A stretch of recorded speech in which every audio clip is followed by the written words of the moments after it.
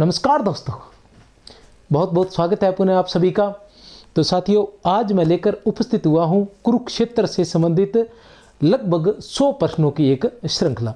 बहुत ही शानदार प्रश्न जो होने वाले हैं, लेकिन थोड़ा सा स्पीड में आज रखने वाला हूं। रीजन ये है कि जैसे वरिष्ठ अध्यापक की जो तैयारी कर रहे हैं वो जो विद्यार्थी, अगर किसी को थोड़ा सा स्पीड लगती है, जिन्होंने सामान्य वरिष्ठ अध्यापक की तैयारी करनी है, तो वो विद्यार्थी थोड़ा सा आराम से इसको देख सकते हैं, थोड़ा स्पीड कम कर सकते हैं, ठीक है ना। लेकिन जो विद्यार्थी संस्कृत शिक्षा विभाग के, वो थोड़ा सा स्पीड अधिक करके भी देख सकते हैं। जैसा कि आप देख लेते हैं, ये नॉर्मल सी बताने वाली बातें हैं। लगभग जो है 100 क्वेश्चन के लगभग ये रहने वाले हैं। इससे पहले मैंने 2010 से लेकर 2023 तक जितने भी क्वेश्चंस हैं वो सारे मैंने करवाए हैं, और मैंने ये भी बताया कि कहाँ से किस प्रकार के क्वेश्चंस आते हैं, ठीक है।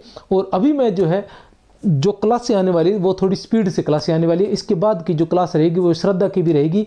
इसके साथ साथ मैं प्रयास करूंगा, आप लगातार जुड़े रहिए। इसके साथ साथ मैं प्रयास करूंगा कि आदिकाल, भक्तिकाल, इनके प्रत्येक के बड़ी संख्या में क्वेश्चंस मैं स्पीड से आप सभी को करवा दूं। हाँ, एक बात मैं आपसे पूछना चाहूँगा कि अगर आप ये क्लास देख रहे हैं तो मुझे एक बात ज़रूर बताएं। जैसे मैं ये चाहता हूँ कि जो अपनी क्लास है, ठीक है ना, तो उसमें क्या है कि आपको ध्यान है कि मैं जैसे डॉक्टर नगेंद्र भी करवा रहा हूँ, आचार्य रामचंद्र शुक्ल भी करवा रहा हूँ, अन्य साहित्य के इतिहास भी करवा रहा हूँ। उसके अलावा अपनी जो खुद की वरिष्ठ अध्यापक और व्याख्याता के लिए जो स्कूल व्याख्याता है, इसके लिए संकुल मार्गदर्शन की 7200 वस्तुनिष्ठ प्रश्नों की एक बुक भी आई हुई है, RBD से प्रकाशित है वो। और वरिष्ठ अध्यापक के लिए 8000 वस्तुनिष्ठ प्रश्नों की बुक जो है वो मार्केट में उपलब्ध है, ये भी RBD से प्रकाशित है, ठीक है ना। तो ये दोनों बुक्स उपलब्ध हैं। तो मैं कहना ये चाह रहा था कि मैं ये चाहता हूँ कि मैं जो है, जैसे इतने सारे प्रश्न मेरे पास है, तो मैं चाहता हूँ कि मैं इन प्रश्नों को लेकर आऊँ। जैसे आदिकाल के हैं 150 या 200 प्रश्न मैं लेकर आऊँ छांट के, और फिर वो स्पीड से आप सभी को करवा दूँ। स्पीड का मतलब जैसे साथ के साथ उत्तर बताता जाऊं, मैं आपको समय ना दूं, एज ए टेस्ट ना होके एज ए रिवाइज क्लास वो रहेगी। तो अगर आप चाहते हैं कि सर ऐसी क्लास लेकर आइए, जो उसके अंदर क्या रहेगा, आदिकाल, भक्तिकाल, रीतिकाल, आधुनिक काल, गद्य विधाएं, उसके अलावा संपूर्ण स्नातक स्तरीय, संपूर्ण काव्य शास्त्र, ये सभी की क्लासें जो है, जैसे संस्कृत शिक्षा विभाग वाले, उनके लिए मैं बात कर रहा हूँ। तो अगर वो चाहते हैं कि ऐसा कुछ हो, और वैसे रिवाइज तो क्या है, जो सामान्य वाले हैं वो भी एक तरह से रिवाइज कर सकते हैं। एक महत्वपूर्ण प्रश्नों की जो श्रृंखला हो जाएगी, जिसमें शुक्ल और नगेंद्र और बच्चन सिंह का शानदार तड़का लगा होगा। तो अगर आप ऐसा चाहते हैं तो आप इस क्लास को शेयर भी करें, क्योंकि जितनी ज़्यादा शेयर करेंगे उतने ज़्यादा कमेंट आएंगे, और जितने ज़्यादा कमेंट आएंगे उतना ही प्रतिशत जो है आपको करवाने का रहेगा।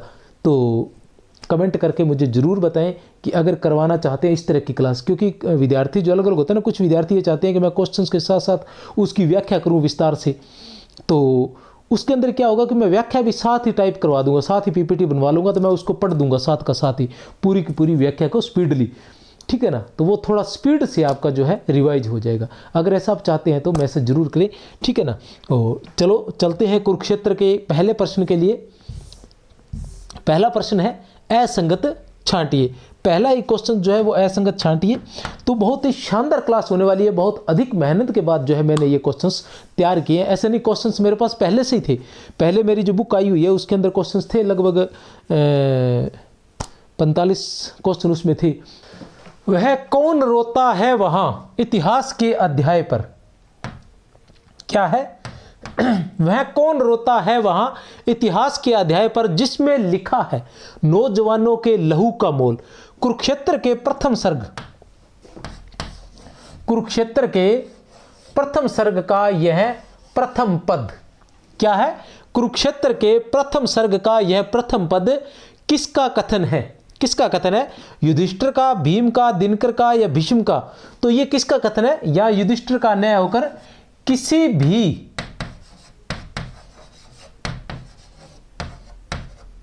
युद्ध विरोधी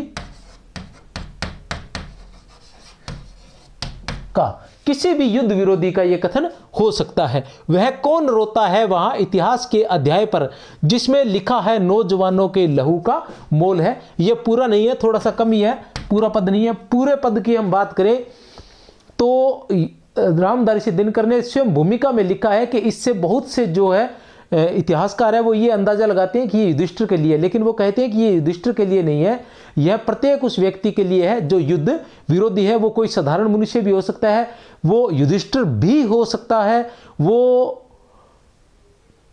महात्मा बुद्ध भी हो सकते हैं, वो महावीर स्वामी भी हो सकते हैं, वो गांधी जी भी हो सकते हैं, वो क्या नाम है, एक दो नाम और भी आते हैं इसके अंदर। इस तरह से अगर नाम आए तो आप देख लेना कि ये दिनकर का ही कथन है, भूमिका से है। समझ गए मेरी बात को। और ये जो प्रथम पद है, प्रथम पद में से मैंने 2010 वाला पेपर है 10 से लेकर जो 2023 वाली जो वीडियो है उसमें मैंने बताया है कि प्रथम पद से, ये प्रथम पद है और इस प्रथम पद से 2 प्रश्न जो है 2010 से लेके 2023 के बीच में 2 प्रश्न जो है इसी प्रथम पद से पूछे गए हैं। तो प्रथम पद को आप अच्छे से ध्यान रख ले, इस बात को भी ध्यान रख ले कि वह कोई भी युद्ध विरोधी व्यक्ति हो सकता है। वो युधिष्ठिर भी हो सकता है और वो कोई युद्ध विरोधी व्यक्ति भी हो सकता है, युधिष्ठिर भी हो सकता है, महात्मा गांधी भी हो सकते हैं, महात्मा बुद्ध भी हो सकते हैं, महावीर स्वामी भी हो सकते हैं। ठीक है, चलते हैं आगे। क्या वह कौन रोता है वहां इतिहास के अध्याय पर? इतिहास के अध्याय पर भी वहां कौन रो रहा है? इतिहास के अध्याय पर। इतिहास के अध्याय मतलब इतिहास पर, इतिहास के पन्नों पर जो बीत चुका है उस पर। और इतिहास, इतिहास क्या होता है? जो बीत चुका है, जो जा चुका है, वो इतिहास होता है।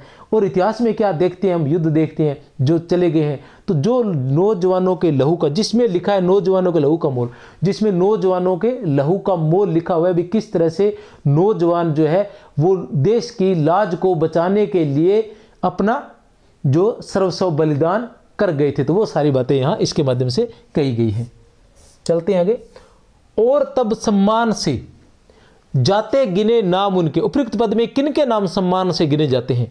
उपयुक्त पद में किनके नाम जो है वो सम्मान से गिने जाते हैं? जिन्होंने देश की लाज बचाने के लिए अपने पतियों का बलिदान किया, जिन्होंने देश की लाज बचाने के लिए अपने पुत्रों का बलिदान किया, कुटिल नीतिज्ञों के, या 1 और 2 दोनों। तो 4 नंबर उत्तर है जिन्होंने देश की लाज बचाने के लिए अपने पतियों का बलिदान किया और जिन्होंने देश की लाज बचाने के लिए अपने पुत्रों का बलिदान किया। इन दोनों के ही नाम बड़े सम्मान से गिने जाते हैं। मतलब सम्मान से गिनकर ही व्यंग्यात्मक रूप में कवि कहना चाहता है कि इतिश्री कर ली जाती है। ठीक है,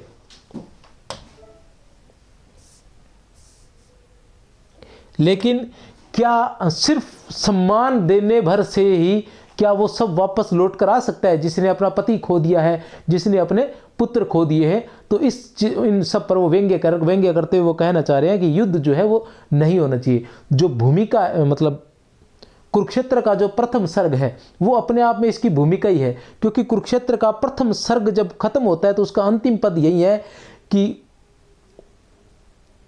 खींचकर उच्छ्वास बोले, ठीक है ना, खींचकर उच्छ्वास बोले पार्थ जाता मैं पितामह पास हूं। ऐसा कहकर युधिष्ठिर जो है वो पितामह पास जाते हैं। इसी के साथ ये जो है प्रथम सर्ग समाप्त होता है। उसके बाद जो है युधिष्ठिर और भीष्म का जो है वार्तालाप शुरू होता है और मूल जो है वो इन दोनों का ही है।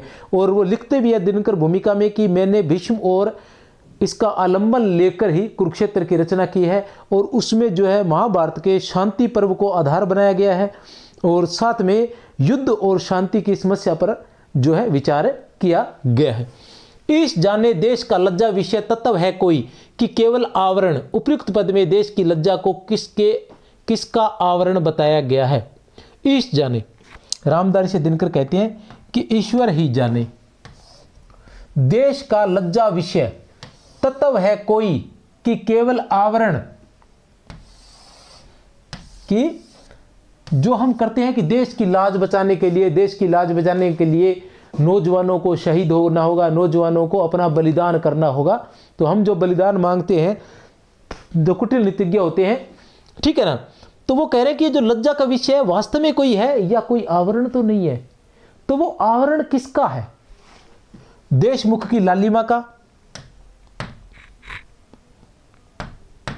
हलाल सी कुटिल दुर्भाग्नि का, 1 और 2 दोनों का,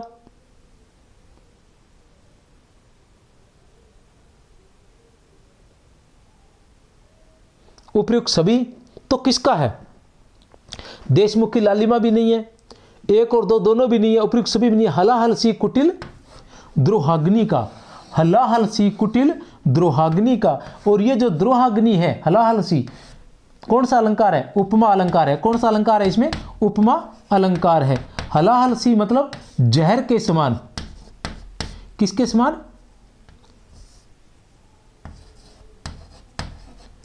उपमा अलंकार किसके समान है? हलाहल सी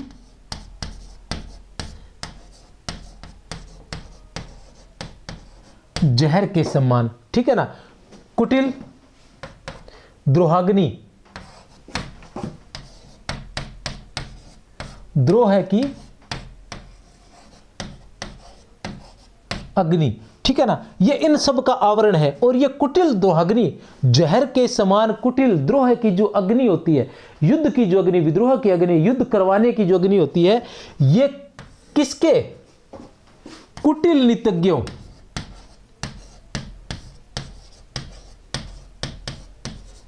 कुटिल नीतिज्ञों के, ठीक है ना, कुटिल नीतिज्ञों के पेट में भूख सी हमेशा जलती रहती है। कुटिल नीतिज्ञों के पेट में भूख सी, जठराग्नि सी, जठराग्नि सी हमेशा जलती रहती है। तो उस कुटिल द्रोहाग्नि का जो देश का जो लज्जा विषय उसका आवरण है, वो ये नहीं दिखाते कि वास्तव में हमारे अंदर एक आग जल रही है द्रोह की। हम अपनी सत्ता प्राप्त करने के लिए, पद प्राप्त करने के लिए, प्रतिष्ठा प्राप्त करने के लिए, अपने स्वयं के मान सम्मान के लिए हम ये युद्ध लड़ना चाहते हैं। हमें युद्ध की भूख है, हम युद्ध चाहते हैं। हमारा जो व्यक्तित्व है वो ऐसा है कि हमें युद्ध चाहिए। लेकिन वो ऐसा अगर कहते हैं तो उनके लिए युद्ध करने वाला नहीं होगा। वो उसको आवरण उसको किसका दे देते हैं? लज्जा का, देश की लज्जा का, कि देश के सम्मान के लिए तुम्हें युद्ध करना होगा। तो ये कह रहे हैं दिनकर जी इस तरह से।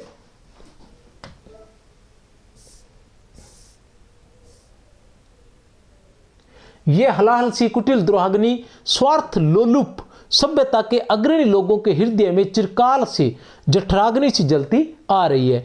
ये हलाहल सी, इसके बारे में बता दिया मैंने। ये हलाहल सी, ये हलाहल सी कुटिल द्रोहाग्नि स्वार्थ लोलुप सभ्यता के अग्रणी लोगों के हृदय में चिरकाल से, लंबे समय से, लंबे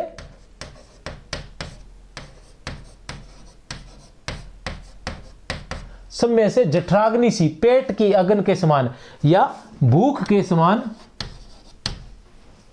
जलती आ रही है। चिरकाल से, लंबे समय से जलती आ रही है। क्योंकि नेतृत्वकर्ता जो होते हैं वो आम जनता को युद्ध में झोंकते रहते हैं। दिनकर जी अपने प्रथम सर्ग में कहते हैं कि विश्व का जो मानव है, साधारण जन जो है, उनके हृदय में कभी भी कुटिल की द्रोहाग्नि मतलब द्रोह की अग्नि कभी भी नहीं जल सकती। वे युद्ध नहीं चाहते, वे तो शांति चाहते हैं। लेकिन जो नेतृत्वकर्ता होते हैं वो आम जनता को युद्ध में झोंक देते हैं।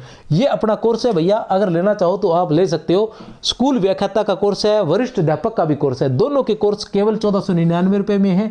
और टेस्ट सीरीज जो है वो 699 में। टेस्ट सीरीज में 150 से अधिक टेस्ट मिलने वाले हैं।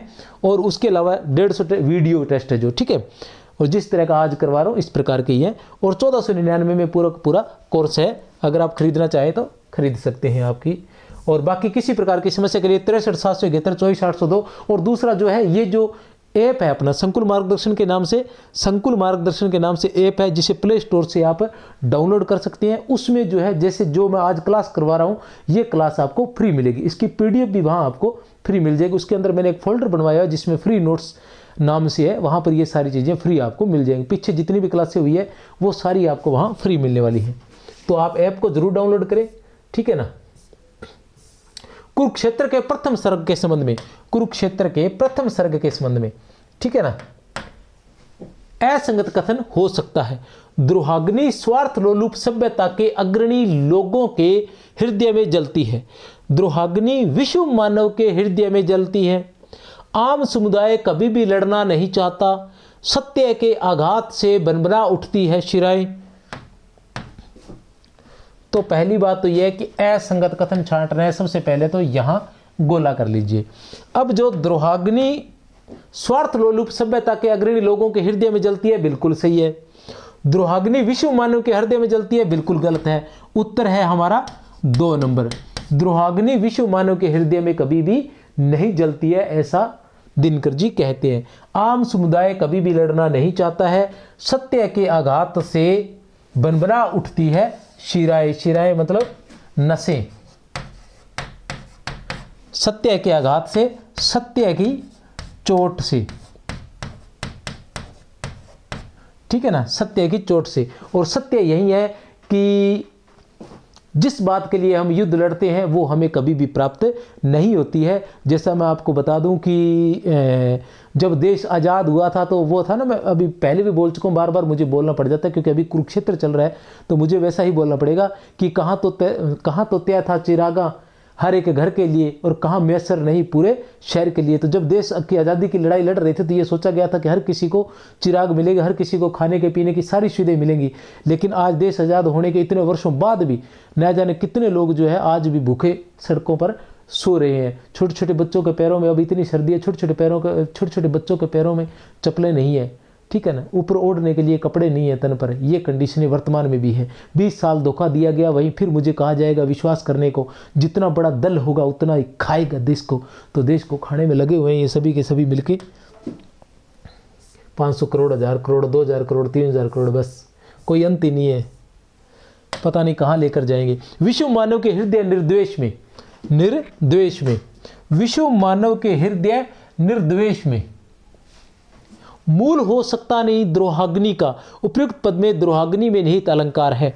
तो कौन सा अलंकार है? एबैस है 2, रूपक अलंकार। कौन सा अलंकार है? रूपक अलंकार है। द्रोह है रूपी अग्नि, विद्रोह है रूपी अग्नि जो है, यहां स्पष्ट आ गया कि विश्व मानव की संसार के साधारण मनुष्य जो है, संसार के साधारण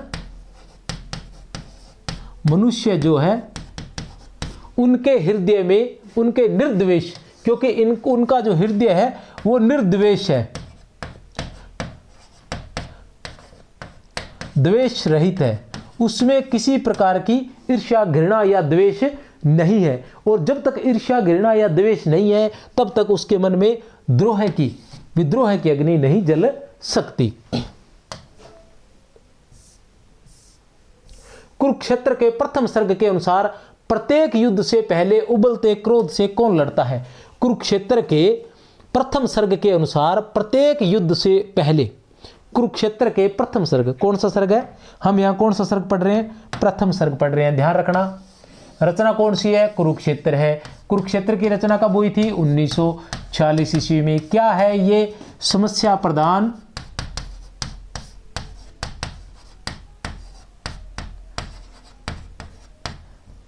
प्रबंध काव्य है। समस्या प्रधान प्रबंध काव्य है। किस प्रकार की समस्या है? युद्ध में शांति की समस्या है। प्रमुख पात्र कौन कौन है कुरुक्षेत्र में? युधिष्ठिर व भीष्म है, 2 पात्र हैं। कहां से लिया गया है ये कुरुक्षेत्र जो है? ये कहां से लिया गया है? ये लिया गया है महाभारत से। महाभारत में भी कहां से लिया गया है? महाभारत के युद्धांत से लिया गया है। युद्धांत में भी कहां से लिया गया है? शांति पर्व से। महाभारत को पर्वों में बांटा गया है ना, तो उसके शांति पर्व से इसका आधार जो है वो वहां से लिया गया है। और कुरुक्षेत्र से पहले जो है क्या बात याद आती है? कुरुक्षेत्र से पहले किसने आकर्षित किया था? तो रामधारी दिनकर को अशोक के निर्वेद ने आकर्षित किया था। रामधारी दिनकर को अशोक के निर्वेद ने जो है आकर्षित किया था और उस आधार पर उन्होंने कलिंग विजय कविता लिखी थी। कौन सी कविता लिखी थी? कलिंग विजय, जो उनकी सामदेनी में संकलित है। कलिंग विजय कविता इनकी जो है वो सामदेनी काव्य संग्रह में संकलित है। चलते हैं आगे प्रश्न संख्या नेक्स्ट पर। अच्छा, इसका कुरुक्षेत्र के प्रथम सर्ग के अनुसार प्रत्येक युद्ध से पहले उबलते क्रोध से कौन लड़ता है? तो द्विधा, द्विधा जो है वो उबलते क्रोध से लड़ती है और वो कहती है कि क्या शस्त्र ही अमोघ अस्त्र है, क्या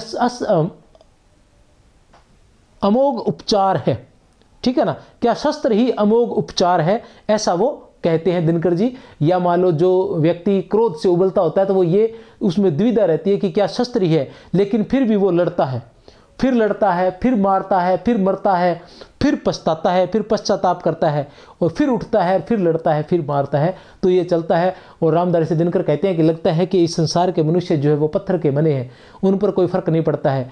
वो पछताते हैं लेकिन फिर लड़ते हैं, फिर मारते हैं। तो ये कंडीशनें युद्ध के बारे में कही गई है। देखते हैं आगे। लगभग पूरा का पूरा जो प्रथम सर्ग है वो मैंने अच्छे से प्रश्नों के रूप में आप तक लाने का प्रयास किया है। सहसा विपंची पर लगे कोई अपरिचित हाथ, जो उपयुक्त पद में विपंची का शाब्दिक अर्थ है।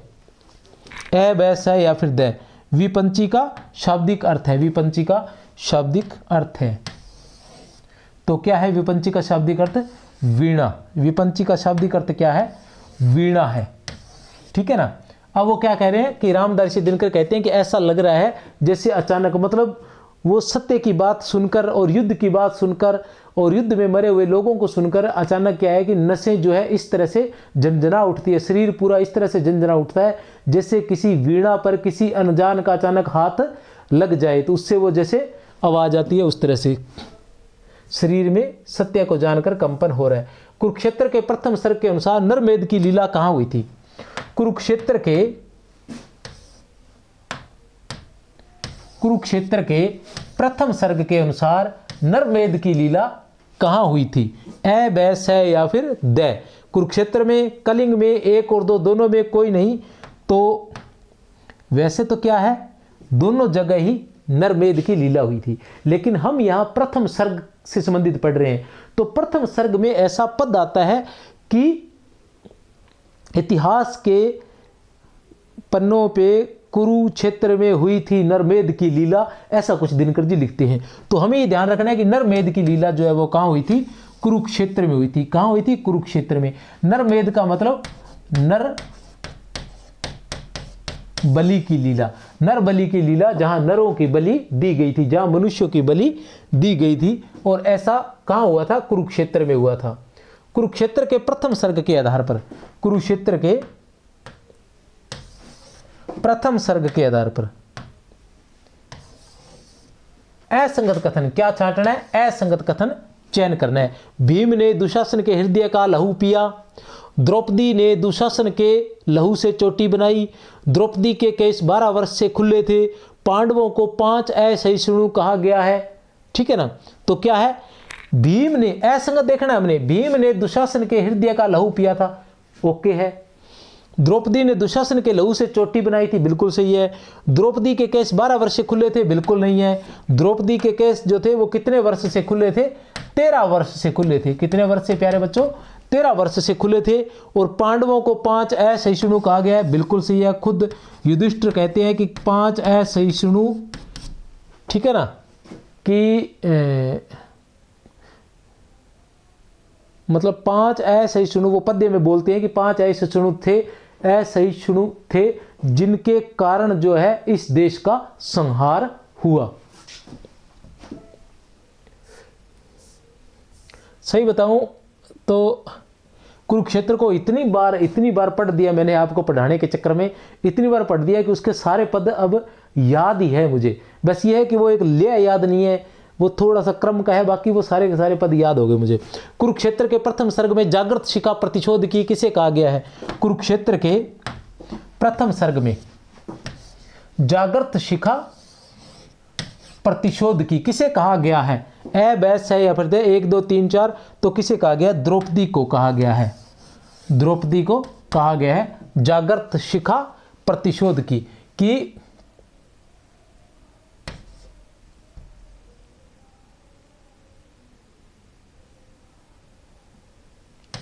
शिखा का मतलब हुआ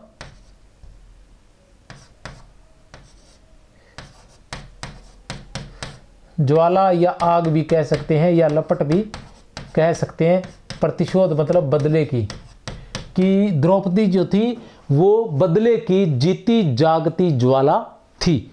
ठीक है ना। द्रौपदी जो थी वो बदले की जीती जागती ज्वाला थी, वो बदले के लिए मतलब तत्पर थी, और उसी के कारण जो है वो महाभारत हुआ था कहीं ना कहीं। वैसे तो नहीं कह सकते, गलत कह गया मैं, द्रौपदी के कारण कहीं महाभारत नहीं हुआ था। महाभारत के लिए पांडव ही जिम्मेवार थे, या कह सकते हैं हम कि कौरव थे। पांडव और कौरव, और सबसे बड़ी बात है उनकी लालसा, और लालसा थी राज्य प्राप्त करने की लालसा, कहीं न कहीं जिम्मेवार थी। 5 नन्हे बालकों की मूल्यसी किसे कहा गया है? 5 नन्हे बालकों की मूल्यसी किसे कहा गया है?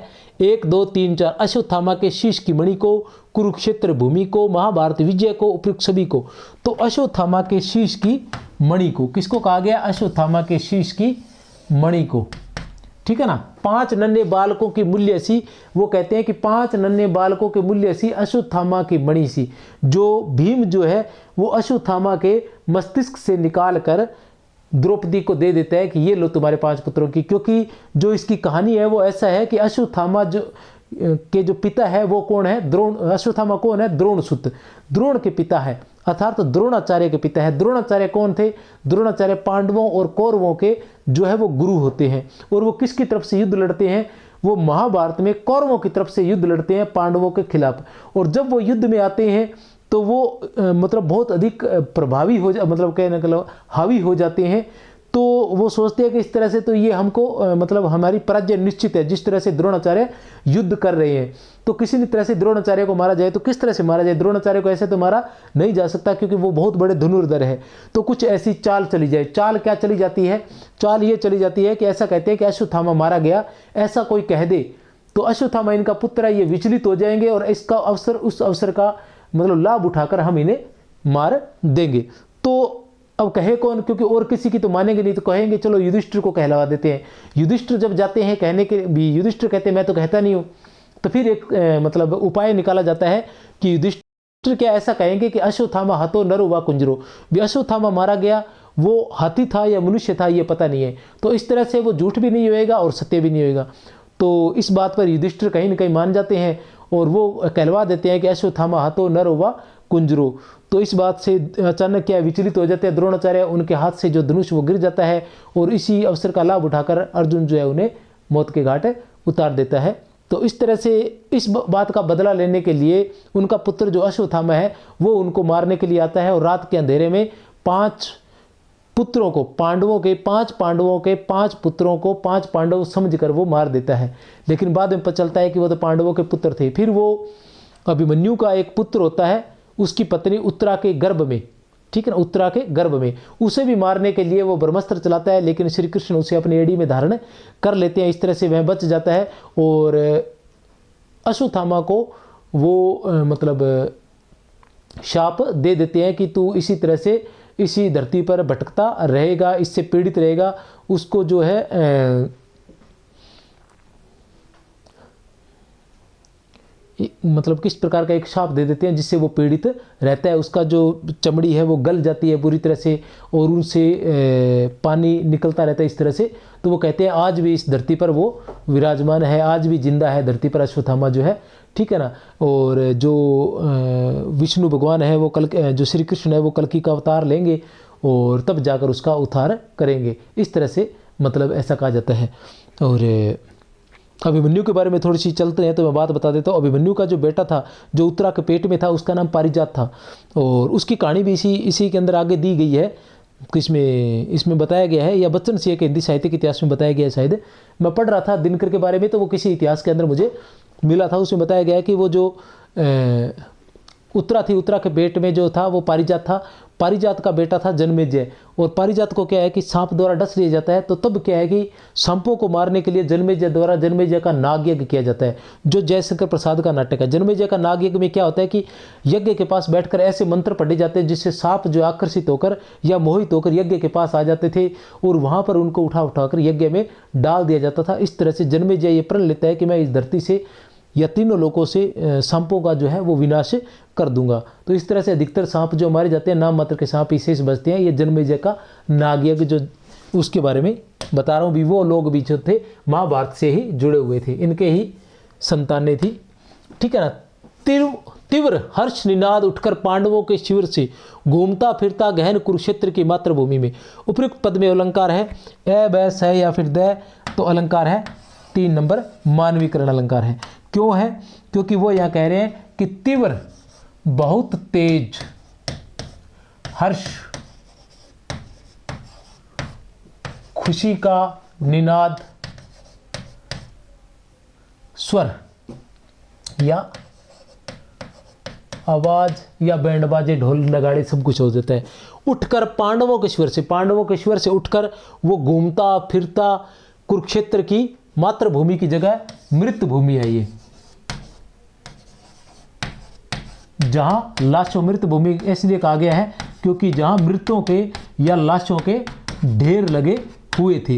तो ये हर्ष जो निनाद है, इसके बारे में, तीव्र हर्ष निनाद के बारे में कहा गया कि घूमता फिरता भटकता वापस आकर पांडवों के पास ही आकर मर जाता है, अर्थात समाप्त हो जाता है। वो कहता है, हर्ष निनाद जो है, हर्ष का स्वर जो है वो कहता है कि मैं किसे जलाता, ठीक है ना। भी हम विजय की जो खुशी मनाते हैं वो अपने शत्रुओं को जलाने के लिए होती है, लेकिन शत्रु तो सारे के सारे मर गए हैं, तो मैं किसे जलाता। वो घूम फिरकर वहीं युधिष्ठिर के पास ही आ जाता है और एक तरह से व्यंग्य के रूप में वो उसको पीड़ा पहुंचाता है। किसको? युधिष्ठिर को जो है वो पीड़ा पहुंचाता है। कौन? तीव्र हर्ष निनाद। मानवीकरण इसलिए है क्योंकि यहां जो आवाज है वो अमानवीय है, लेकिन उसको मानव के समान बताया गया। जैसे किसी मनुष्य को भटकता है घूम फिर के, फिर वो कहीं दूसरी जगह आ जाता है, तो इस तरह से मानव के समान दिखाया गया है, ठीक है, इसलिए उसको मानवीकरण अलंकार है। यहाँ दिनकर का जन्म कब हुआ था? तो 1908 ईस्वी में हुआ था। कोई समस्या नहीं है। दिनकर का जन्म कब हुआ था? 1908 ईस्वी में। दिनकर का जन्म कहाँ हुआ था? बिहार के सिमरिया नामक गांव में हुआ था।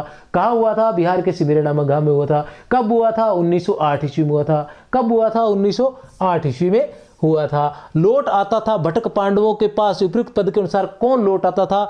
तो कौन लौट आता था? तीव्र हर्ष निनाद। अभी जो पढ़कर गए हैं हम, कौन लौट आता था प्यारे बच्चों? तीव्र हर्ष निनाद लौटकर आता था। फिर चलते हैं आगे। देख लो बाहर वहां सुनसान, देख लो बाहर वहां सुनसान है, सालता जिनका हृदय में लोक वे सब जा चुके, ये उद्गार किसके हैं? इस तरह के क्वेश्चंस पूछे जाते हैं, ठीक है ना, परीक्षा के अंदर। ये उद्गार जो है वो किसके हैं, ये आपने ध्यान रखना है। पीछे वाला जो उद्गार था वो हर्ष निनाद का था, मतलब खुशी की ध्वनि का, तेज ध्वनि का था। देख लो बाहर वहां सुनसान, सालता जिनका हृदय में लोक वे सब जा चुके, ये कथन किसका है? तो ये कथन किसका है? ये कथन विजय ध्वनि का है। ध्यान रख लेना, विजय ध्वनि का है ये कथन। क्योंकि देखो सोचेंगे तो युधिष्ठिर का हो नहीं सकता।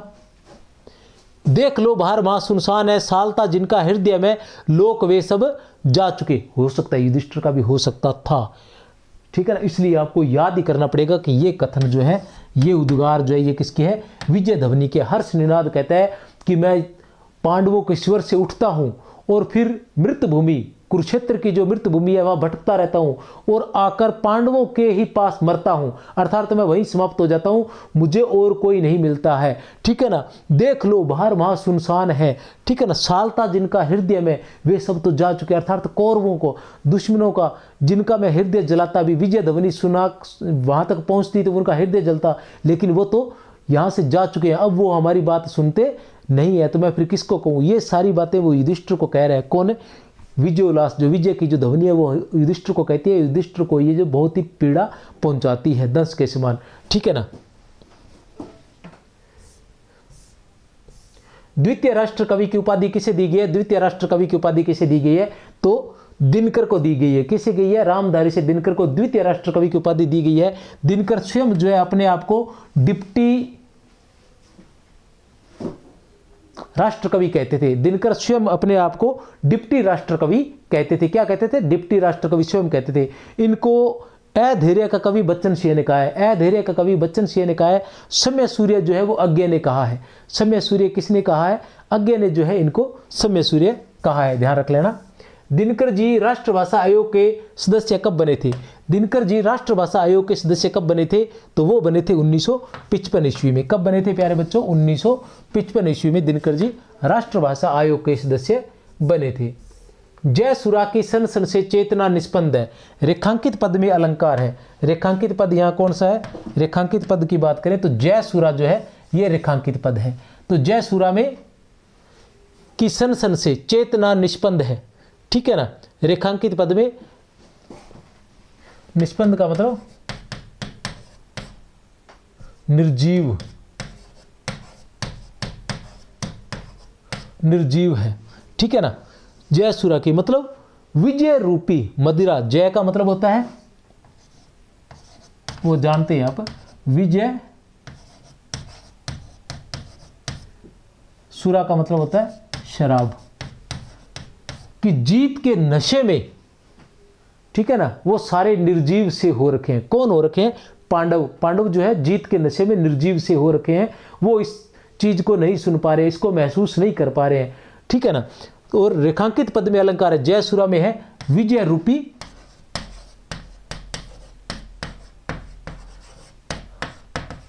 सुरा या शराब। तो कौन सा आ गया? रूपक अलंकार। कौन सा अलंकार है? रूपक अलंकार है। कुरुक्षेत्र के प्रथम सर्ग में उल्लास जड़ समुदाय किसे कहा गया है? अब देखो ध्यान लगा लेना कि कुरुक्षेत्र के प्रथम सर्ग में उल्लास जड़ समुदाय किसे कहा गया है? तो किसे कहा गया है? पांडवों को कहा गया है। पांडवों को क्यों कहा गया है? कि उल्लास मतलब खुशी में, ठीक है ना। जड़ का मतलब निर्जीवी कह सकते हैं या मृत प्राय कह सकते हैं, कि वो जड़ हो चुके हैं, खुशी में वो जड़ हो चुके हैं। वो किसी भी चीज को महसूस, जैसे मनुष्य प्रत्येक चीज को महसूस करता है ना, तो वो किसी भी चीज को महसूस नहीं कर पा रहे हैं। मतलब वो कह रहे हैं कि जो विजय ध्वनि जो उस पर व्यंग्य कर रही है, ये जो मतलब 100 कोस नीचे तक जो धरती लाल हो चुकी है और ऊपर जो खून की तेज धारा बह रही है, जिस पर हाथियों के, मनुष्यों के, रथ के अंग जो है वो टूट कर तैर रहे हैं, और ये सब के सब जो है वो व्यंग्य कर रहे हैं।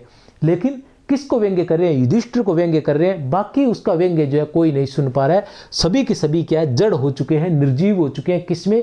उल्लास में, खुशी में, जीत की खुशी में। आगे प्रश्न है, दिनकर को साहित्य अकादमी पुरस्कार किस रचना पर प्राप्त हुआ था? किस रचना के लिए मिला था दिनकर को साहित्य अकादमी पुरस्कार? तो दिनकर को साहित्य अकादमी पुरस्कार संस्कृति के 4 अध्याय के लिए मिला था। कब मिला था? 1959 ईस्वी में मिला था। कब मिला था? 1959 ईस्वी में इनको मिला था। कुरुक्षेत्र की रचना कब हुई थी? कुरुक्षेत्र की रचना हुई थी 1946 ईस्वी में। कब हुई थी? 1946 ईस्वी में। उर्वशी क्या है? उर्वशी ऋग्वेद के 10वें मंडल से संबंधित एक रचना है, जिसमें उर्वशी और पुरुरवा का जो है इसमें संदर्भ दिया गया। उर्वशी काम की प्रतीक है, बताई गई है। इसमें रश्मि रथी जो है कर्ण से संबंधित है। रश्मि रथी जो है वो कर्ण के जीवन से संबंधित है। किस तरह से उसकी उदारता के, उसकी दानवीरता का इसके अंदर चित्रण किया गया है रश्मि रथी में। रश्मि का मतलब होता है सूर्य, सूर्य के रथ वाला, क्योंकि ऐसा कहते हैं कि सूर्य जो है, सूर्य भगवान जो थे वो इसके रथ थे। किसके? कर्ण के। दिनकर को साहित्य अकादमी पुरस्कार कब मिला था? तो वो 1959 ईस्वी में मिला था। और किसके लिए मिला था? संस्कृति के 4 अध्याय के लिए। संस्कृति के 4 अध्याय की रचना कब हुई थी? तो उसकी रचना भी 1959 ईस्वी में हुई थी, और 1959 ईस्वी में ही उसे साहित्य अकादमी पुरस्कार प्राप्त हुआ था। नेक्स्ट प्रश्न है, एक ऐसा भी पुरुष है, एक ऐसा भी पुरुष है जो विकल बोलता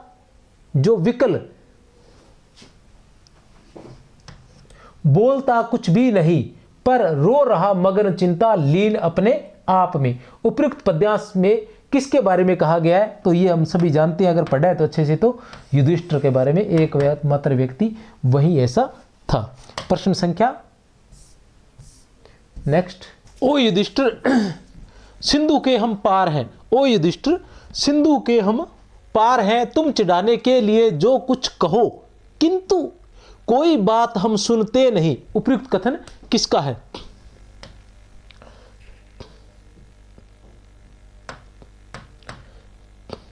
उपयुक्त कथन जो किसका? ओ युधिष्ठिर सिंधु के हम पार हैं, तुम चिढ़ाने के लिए जो कुछ कहो, किंतु कोई बात हम सुनते नहीं।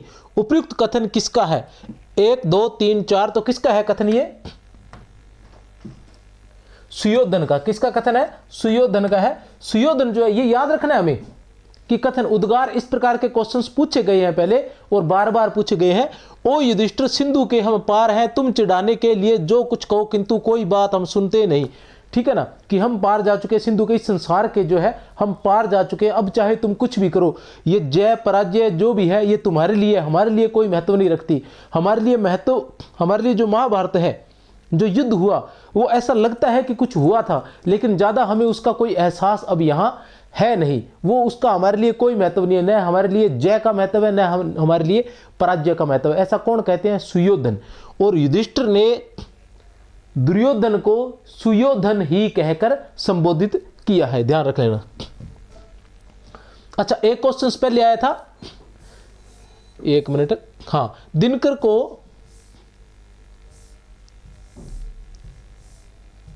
दिनकर जी राष्ट्र भाषा आयोग के सदस्य कब बने? मैंने शायद 55 कह दिया था, तो 1956 ईस्वी है। दिनकर जी राष्ट्र भाषा आयोग के सदस्य कब बने?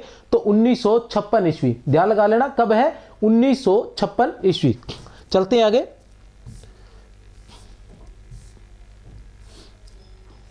दिनकर को भारतीय ज्ञानपीठ पुरस्कार,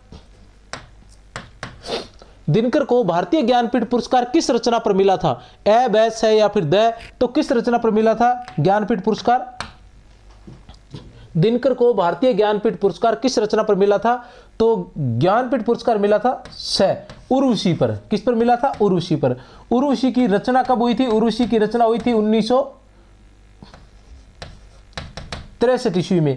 और ज्ञानपीठ पुरस्कार कब मिला था? 1972 ईस्वी में। कब मिला था ज्ञानपीठ पुरस्कार? 1972 ईस्वी में जो है वो ज्ञानपीठ पुरस्कार मिला था। किसे? दिनकर को। ये वैसे तो कोई और क्रम था, हिंदी में ये दूसरा था। हिंदी में पहला जो पुरस्कार मिला था वो चिदम्बरा को मिला था 1968 में, ठीक है ना, चिदम्बरा को मिला था 1968 में, पंत को, ठीक है ना, चिदम्बरा के लिए। दिनकर को भारतीय ज्ञानपीठ पुरस्कार कब मिला एवं हिंदी का कौन से क्रम का पुरस्कार था? तो ये मिला था 1972 ईस्वी में, और दूसरा था, बता दिया मैंने पहले ही, 1972 ईस्वी में, और ये दूसरा था।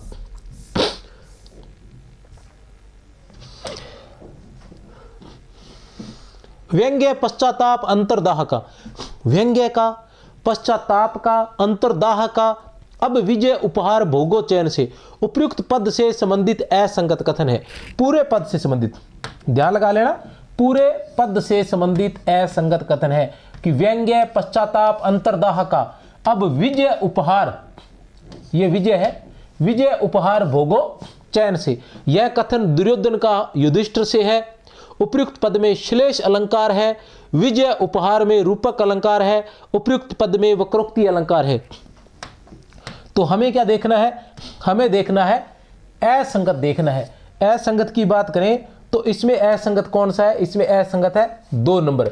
अब 2 नंबर कैसे? यह कथन दुर्योधन का युधिष्ठिर से बिल्कुल सही है, ठीक है ना। यह कथन जो है दुर्योधन का युधिष्ठिर से, वो कहते हैं, पिछला कथन जो आया था ना, वही, ओ युधिष्ठिर, सिंधु के हम पार हैं, तुम्हारी कोई भी बात हम यहाँ सुनते नहीं है, तुम्हारा कोई भी व्यंग्य हम तक नहीं पहुंचता, ऐसी बात पीछे थी। उसी तरह फिर वो आगे चलकर कहते हैं कि व्यंग्य, पश्चाताप, अंतर्दाह का, अब विजय, उपहार, भोगो, चयन से। ये व्यंग्य का, पश्चाताप का, अंतर्दाह का, क्योंकि ये सारी चीजें तुम्हें, क्योंकि युद्ध जो होता है, युद्ध के अंदर जो हार गया, ये जो मारा गया, वो इस संसार से चला गया, उसे अब इस संसार का कोई भी दुख नहीं है कि वो जीता था या वो हारा था। उसके जितने भी सगी संबंधी या जो भी उसके प्रियजन थे, वो सभी उस युद्ध में मारे गए। इसका उसे बिल्कुल भी जो है मतलब पश्चाताप नहीं है, क्योंकि उसे महसूस भी नहीं हो रहा कि कौन सगी संबंधी थे, कौन अपने थे, कौन पराये थे। वो इन सब चीजों से दूर जा चुका है, जो मारा जा चुका है। लेकिन जो जिंदा है उसे ध्यान है, उसे पश्चाताप हो रहा है, वो अंदर ही अंदर जल रहा है कि मैंने कहीं गलत तो नहीं किया। युधिष्ठिर के लिए है कि मैंने कहीं गलत तो नहीं किया कि अपने ही भाइयों को बलि चढ़ा दिया सिर्फ राजगद्दी प्राप्त करने के लिए, राज्य प्राप्त करने के लिए, अपने साथियों को, अपने रिश्तेदारों को, अपने भाई बंधुओं को, अपने प्रियजनों को जो है उस युद्ध में झोंक दिया, युद्ध में बलिदान कर दिया या मरने के लिए मजबूर कर दिया। तो ये सारी चीजें अंतर्दाह, इसके बारे में दुर्योधन जो है वो युधिष्ठिर से कह रहे कि ये सारी चीजें अब तुम ही भोगो चैन से, हम तो उससे सिंधु के पार, इस संसार के पार आ चुके हैं। उपयुक्त पद में श्लेष अलंकार नहीं है। विजय उपहार रूपक अलंकार है, बिल्कुल सही है। विजय उपहार, विजय रूपी उपहार, ये विजय रूपी उपहार जो है वो तुम ही चैन से भोगो। उपयुक्त पद में वक्रोक्ति अलंकार है, बिल्कुल सही है। इसमें कहा है भोगो चैन से, इसके पीछे वक्रोक्ति अलंकार है। कहने का मतलब ये है कि वक्र उक्ति, टेढ़ी उक्ति है, वो व्यंग्य किया जा रहा है किस पर, युधिष्ठिर पर, क्योंकि अब जो पीछे जो बचा है वो भोगने लायक कुछ बचा ही नहीं है, ठीक है ना, भोगने लायक कुछ बचा ही नहीं है, इसलिए व्यंग्य किया जा रहा है कि चैन से अपने सगे संबंधियों को मारकर या उनके वियोग में कोई चैन से राज्य किस प्रकार भोग सकता है। आ गए हम पार, तुम उस पार हो, यह पराजय या कि जय किसकी हुई, ठीक है ना। आ गए हम पार,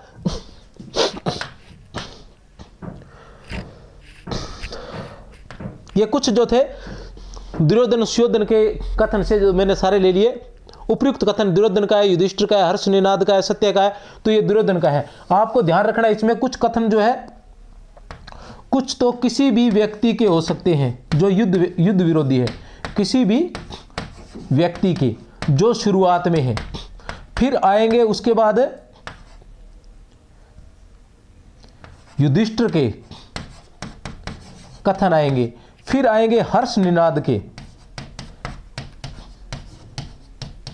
फिर आएंगे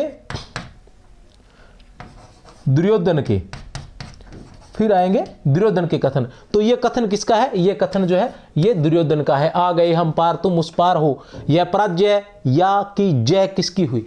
वो कह रहे दुर्योधन जो है वो युधिष्ठिर से कह रहे हैं कि हम तो इस पार आ गए, इस संसार के पार आ गए हैं, अब तुम देखो कि ये जय तुम्हारी हुई है या तुम्हारी पराजय हुई है, क्योंकि हमने तो कुछ खोया नहीं, हम तो उस संसार से निकल कर आ गए, हम उससे कोई चीज़ें महसूस नहीं होती, लेकिन अब तुम वो है सारी चीज़ें भोग रहे हो, तुम जीत कर भी हारे हुए महसूस कर रहे हो अपने आप को। चाय पीनी है तो कोई पी सकता है भैया, ठंड बहुत ज़्यादा है यहाँ श्री गंगानगर में, कड़ाकेदार ठंड पड़ती है, और फिर ठंड में नहा के दिनकर द्वारा रचित काव्य संग्रह हुंकार की रचना कब हुई थी। दिनकर द्वारा रचित काव्य संग्रह हुंकार की रचना कब हुई थी, तो हुंकार की रचना हुई थी 1938 ईस्वी में। कब हुई थी प्यारे बच्चों, 1938 ईस्वी में हुंकार की रचना हुई थी। कब हुई थी हुंकार की रचना, 1938 ईस्वी में हुंकार की रचना हुई थी। कब हुई थी, 1938 ईस्वी में, ठीक है।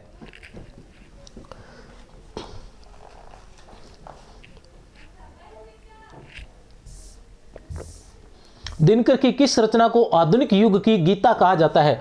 दिनकर की किस रचना को, बहुत ही महत्वपूर्ण है, आधुनिक युग की गीता कहा जाता है।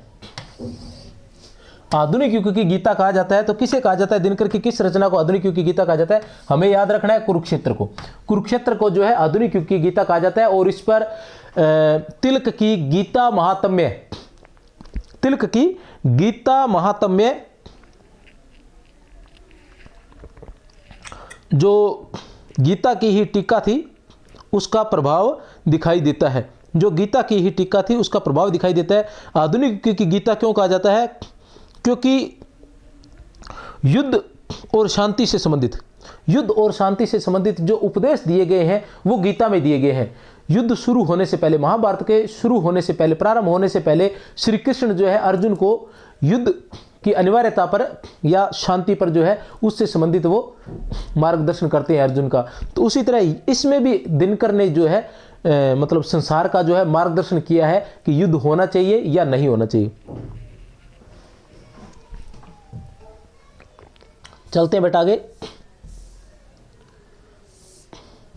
हम वहां पर है महाभारत जहां दिखता है स्वप्न अंत शून्य सा, ठीक है ना, वही बात है। हम वहां पर है, वहां कौन जा चुका है, देखो पीछे भी था, हम पार हैं, सिंधु पार है, तो पार कौन गया, जो मर गया वो पार गया। मर कौन गए, कौरव मर गए। अब कौरवों में किसका नाम आएगा, कुरुक्षेत्र हम पढ़ रहे हैं तो दुर्योधन का नाम आएगा। तो दुर्योधन के ये सारे सारे कथन आप ध्यान रख लें कि दुर्योधन के हैं। सिर्फ दो कथन ऐसे जिनमें आपको कंफ्यूजिंग हो सकती है, वो है हर्ष निनाद का स्वर उद्गार जो है, और या फिर युधिष्ठिर के हैं, क्योंकि हर्ष निनाद भी यहीं भटक रहा है और युधिष्ठिर भी यहीं भटक रहे हैं, तो उनमें थोड़ा सा कंफ्यूजिंग हो सकते हैं, वो ध्यान रख लें। हम वहां पर है महाभारत जहां दिखता है स्वप्न अंत शून्य सा। उपयुक्त कथन किसका व किससे है, तो ये किसका है, दुर्योधन का है युधिष्ठिर से। इसे हम जब लिखते हैं तो हम दुर्योधन लिख रहे हैं, लेकिन युधिष्ठिर जब भी संबोधित करेंगे इसे सुयोधन ही कहेंगे, वो इसे दुर्योधन नहीं कहेंगे।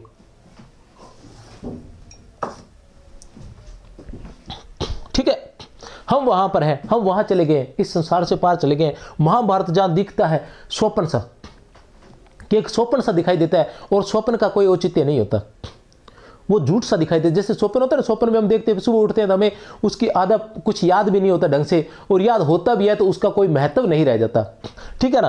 अंत शून्य सा, अंत शून्य सा मतलब जिसका कोई महत्व ना हो, महत्वहीन, ठीक है ना। हर्ष का स्वर घूमता निस्सार सा, अब देखो ये आ गया, हर्ष का स्वर घूमता निस्सार सा, लड़खड़ाता मर रहा कुरुक्षेत्र में, ठीक है ना। हर्ष का स्वर घूमता निस्सार सा, लड़खड़ाता मर रहा कुरुक्षेत्र में। उपयुक्त पद में अलंकार है, तो कौन सा अलंकार होगा उपयुक्त पद में? उपयुक्त पद में है मानवीकरण अलंकार है, क्योंकि हर्ष के स्वर को किस प्रकार, इसलिए तो इसमें उद्गार आए हुए हैं बार बार, क्योंकि हर्ष का जो स्वर है, विजय का जो स्वर है, विजय उल्लास का जो स्वर है, वो सारा उसको मनुष्य की तरह दिखाया गया है, मानव की तरह दिखाया गया है। इसलिए जब भी हर्ष की बात आएगी, हर्ष निनाद की बात आएगी, तो मानवीकरण अलंकार आएगा। क्या आएगा? मानवीकरण अलंकार। मनुष्य की तरह लड़खड़ाता, यह भी पूछा जा रहा है कि लड़खड़ाता मर रहा कुरुक्षेत्र में, यहां किसकी तरफ इशारा किया गया है? यहां किसकी तरफ इशारा किया गया है? तो वो आपको ऑप्शन में देंगे युधिष्ठिर, तो आपने युधिष्ठिर नहीं करना है। लड़खड़ाता मर रहा कुरुक्षेत्र में, तो कौन मर रहा है? हर्ष का स्वर जो है वो मर रहा है, हर्ष का स्वर जो है वो मर रहा है, ठीक है ना। ये बात ध्यान रखनी, इसलिए मैंने कहा था कि युधिष्ठिर और कुरुक्षेत्र जो हर्ष निनाद है, इन दोनों में थोड़ा कंफ्यूजिंग रहेगा। वैसे निसार सा, निसार सा यहां उपमा अलंकार भी हो सकता है, लेकिन यहां नहीं है, पूरे पद के अंदर मानवीकरण अलंकार है। दिनकर की किस रचना को सौंदर्य दर्शन और प्रेम की त्रिवेणी कहा जाता है? बताइए, दिनकर की किस रचना को सौंदर्य दर्शन प्रेम की त्रिवेणी, सौंदर्य दर्शन और प्रेम की त्रिवेणी कहा जाता है? अब जैसे इस प्रकार कहा जाता है तो हमें कहीं ना कहीं लगता है कि जिस रचना के बारे में पूछा जा रहा है उसी के बारे में हम बात करें, लेकिन नॉर्मली ऐसा हो जाता है कि कुरुक्षेत्र हमारे सिलेबस में है तो उसी से पूछा जा सकता है, ठीक है ना। लेकिन ऐसा नहीं होता है, क्वेश्चंस कहीं से भी पूछा जा सकता है, तो क्योंकि दिनकर जी है ना, दिनकर जी के बारे में भी पूछा जा सकता है। तो सौंदर्य दर्शन और प्रेम की त्रिवेणी, साधारण सी बात है, क्या कुरुक्षेत्र में कहीं सौंदर्य नजर आ रहा है? नहीं है ना। क्या प्रेम नजर आ रहा है? नहीं है ना। तो फिर दोनों की त्रिवेणी कैसे हो गया? इसलिए इन त्रिवेणी सिर्फ उर्वशी ही है। त्रिवेणी की हम बात करते हैं तो केवल उर्वशी ही है। की चाबी कहाँ है? धीरे बोलिए।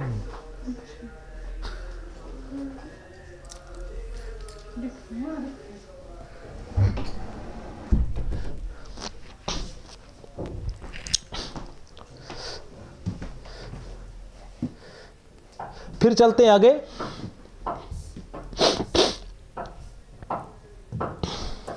दिनकर द्वारा 1952 में रचित अर्धनारीश्वर किस विधा की रचना है? कब रचित? 1952 ईस्वी में। अर्धनारीश्वर जो है वो किस विधा की रचना है? तो वो निबंध विधा की रचना है। कुछ क्वेश्चंस जिनके अंदर ज्यादा कोई मारामारी करने की जरूरत नहीं है, वो मैं सीधे बता देना चाहता हूं, निबंध विधा की रचना है। मेरे हाथ में व्यंग्य पश्चाताप केवल छोड़कर, मेरे हाथ में व्यंग्य पश्चाताप केवल छोड़कर यह महाभारत वृथा निष्फल हुआ। उपयुक्त कथन किसका है? अब देख लो, मेरे हाथ में व्यंग्य पश्चाताप केवल छोड़कर, ठीक है ना। तो इस कथन में हमें कहां कंफ्यूजिंग हो सकती है? ये दुर्योधन का तो हो नहीं सकता, क्योंकि दुर्योधन तो चला गया है, ठीक है ना।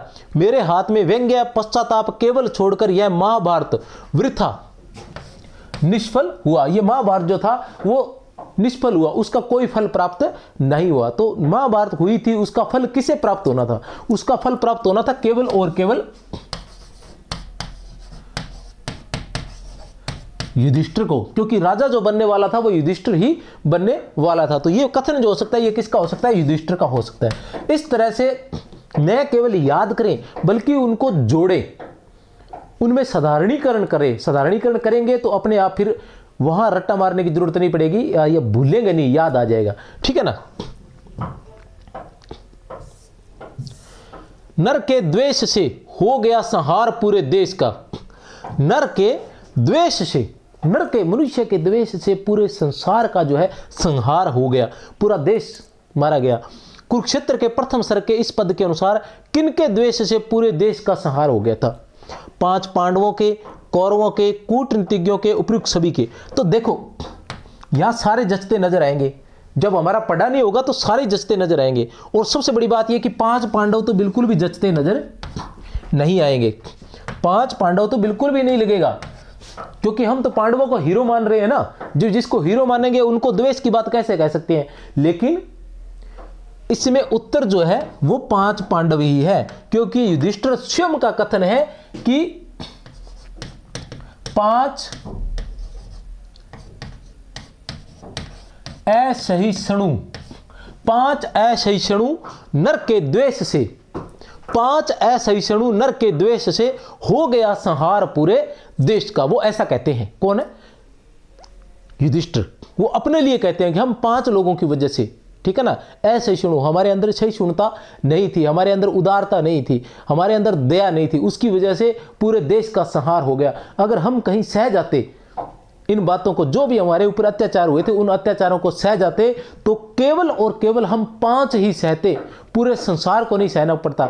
लेकिन अगर हमने नहीं सहा तो उसका जो है खामियाजा जो है वो पूरे संसार को भुगतना पड़ा, और पूरा संसार जो है वो मारा गया, इस युद्ध में झोंक दिया गया। कुरुक्षेत्र का जो बहुत बड़ा युद्ध था उस समय बहुत संसार जैसा ही था, क्योंकि उसके अंदर वो जैसे राजा होते थे ना, उस तरह से युद्ध हुआ था ना। भी राजा, आधे राजा दुर्योधन की तरफ से लड़ रहे हैं और आधे राजा जो है पांडवों की तरफ से लड़ रहे हैं। दिनकर द्वारा रचित शुद्ध कविता की खोज,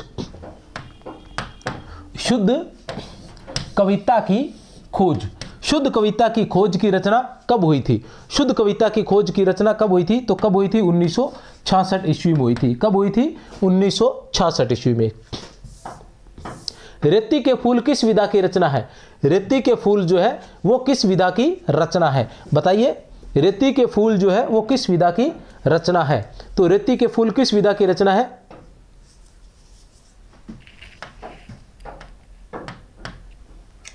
निबंध। किस विधा की रचना है? रेती के फूल जो है वो निबंध विधा की रचना है। किस विधा की रचना है? निबंध विधा की।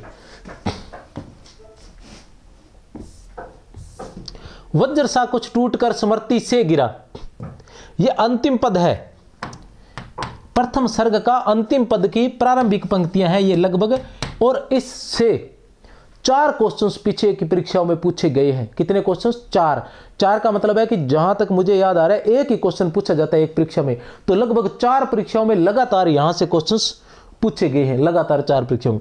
वज्र सा कुछ टूटकर, और यहां से एक क्वेश्चन पूछा गया है। पूरे पद से 4 पूछे गए, यहां से 1 पूछा गया है, और शेष जो 2 लाइनें बचती हैं वहां से इसके बाद की जो लाइनें हैं वो क्या है? वज्र सा कुछ टूटकर स्मृति से गिरा, दब गए कौन्तेय दुर्वह भार से। वज्र सा कुछ टूटकर स्मृति से गिरा, दब गए कौन्तेय दुर्भाव से, और उच्छ्वास खींचकर बोले हे पार्थ जाता मैं पितामह पास हूं। उच्छ्वास खींचकर बोले हे पार्थ जाता मैं पितामह पास हूं। ये अंतिम पंक्तियां। तो ये जो पंक्ति है कि उच्छ्वास खींचकर बोले हे पार्थ जाता मैं पितामह पास हूं, ठीक है ना, इस पंक्ति पर 3 क्वेश्चन पूछे गए जो मैं बोल रहा हूं, ठीक है। वज्र सा कुछ टूटकर, वज्र सा पहाड़ के समान, कठोर सा, कुछ टूटकर स्मृति से गिरा, याद से कुछ गिरा, मतलब याद, कुछ ऐसा याद आया जो पहाड़ के समान था, ऐसा लगा कि हृदय पर कोई पत्थर गिर गया हो, ठीक है ना, इस तरह से। तो दब गए कौन्तेय दुर्व्यवहार से, वो दुर्व्यह है, असहनीय, ठीक है ना, जिसे वहन नहीं किया जा सकता था,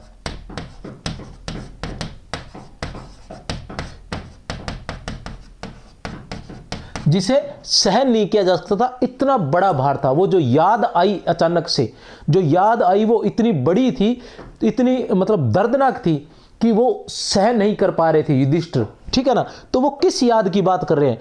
करोड़ों माताएं अपने पुत्रों को खो बैठी, करोड़ों पत्नियां अपने पतियों को खो बैठी, अभिमन्यु की मृत्यु, उपयुक्त सभी, तो उपयुक्त सभी, इन सब की जब याद आती है तो वो वज्र सा, ऐसा लगता है कि वज्र सा कुछ टूट कर गिरा, कि ये जो राज्य है इस राज्य को मैं कैसे भोग सकूंगा, ठीक है ना, इस राज्य को मैं कैसे भोग सकूंगा, कि जो जिसको प्राप्त करने के लिए करोड़ों माताओं ने अपने पुत्रों को खो दिया, जिसको प्राप्त करने के लिए करोड़ों पत्नियों ने अपने पतियों को खो दिया, और हम सब के सबसे प्रिय अभिमन्यु भी तो उसी युद्ध में मारे गए थे, तो मैं कैसे उनको भुलाकर इस राज्य को भोग सकूंगा, ऐसा युधिष्ठिर कहते हैं।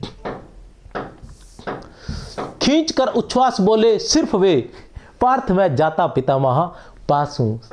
ठीक है ना। तो अच्छे इंसान जो होते हैं वो हमेशा अच्छे ही रहते हैं। ठीक है ना। उन पे वो क्या है कि दुनियादारी में फंसकर कुछ ऐसे काम कर तो बैठते हैं और लोग करवा देते हैं, लेकिन कहीं न कहीं पश्चाताप उनमें बना रहता है। बुरे लोगों की तो बात कहना ही क्या है, लेकिन अच्छे लोग जो है वो कहीं न कहीं अंदर से वो अच्छे ही होते हैं। दुनिया के साथ हो जाता है। तो उसी तरह से युधिष्ठिर थे, बेचारे भोले ही थे। खींचकर उच्छ्वास बोले सिर्फ वे, पार्थ मैं जाता पितामह पास हूँ। उपयुक्त उद्गार किसके? महाभारत देखोगे तो आप देखोगे कि बस भ्राता भ्राता कह करके, भ्राता आप कहेंगे तो ऐसा कर देंगे, ऐसे कर देंगे, चलती युधिष्ठिर की ज़्यादा है नहीं। उपयुक्त उद्गार किसके हैं? उपयुक्त उद्गार किसके हैं? युधिष्ठिर के हैं। ठीक है ना। खींचकर उच्छ्वास बोले सिर्फ वे, पार्थ। यहाँ पार्थ कौन है? पार्थ है यहाँ अर्जुन। कि हे अर्जुन मैं जाता पितामह पास हूँ। पितामह कौन है यहाँ? पितामह यहाँ भीष्म है। और ये क्या है? पिछली और ये दोनों मिलाकर ये जो है प्रथम सर्ग का अंतिम पद है, इसलिए इसको प्रथम सर्ग को एज भूमिका भी कहा गया है, क्योंकि इसके बाद असली कहानी भीष्म पितामह की और युधिष्ठिर की शुरू होती है। डीएच लॉरेंस की 70 कविताओं का अनुवाद दिनकर ने किस नाम से किया था? डीएच लॉरेंस की 70 कविताओं का अनुवाद दिनकर ने किस नाम से किया था? डीएच लॉरेंस की आत्मा की आंखें किस नाम से किया था? आत्मा की आंखें, आत्मा की आंखें नाम से किया था। डीएच लॉरेंस की 70 कविताओं का अनुवाद आत्मा की आंखें नाम से किया था। पंत प्रसाद और मैथिलीषण गुप्त आलोचना किसके द्वारा रचित है? तो हमें पता ही है किसके द्वारा रचित है। पंत प्रसाद। दिनकर ने पंत प्रसाद और मैथिलीषण गुप्त पर भी आलोचना लिखी थी। पंत प्रसाद और मैथिलीषण गुप्त पर भी आलोचना लिखी, मतलब अलग अलग नहीं, उस आलोचना का नाम था पंत प्रसाद और मैथिलीषण गुप्त, ये आलोचना का नाम है। ठीक है ना। पंत प्रसाद और मैथिलीषण गुप्त, ये क्या है? ये आलोचना का नाम है जो किसने लिखी थी? जो दिनकर ने लिखी थी। ठीक है, चलते हैं आगे।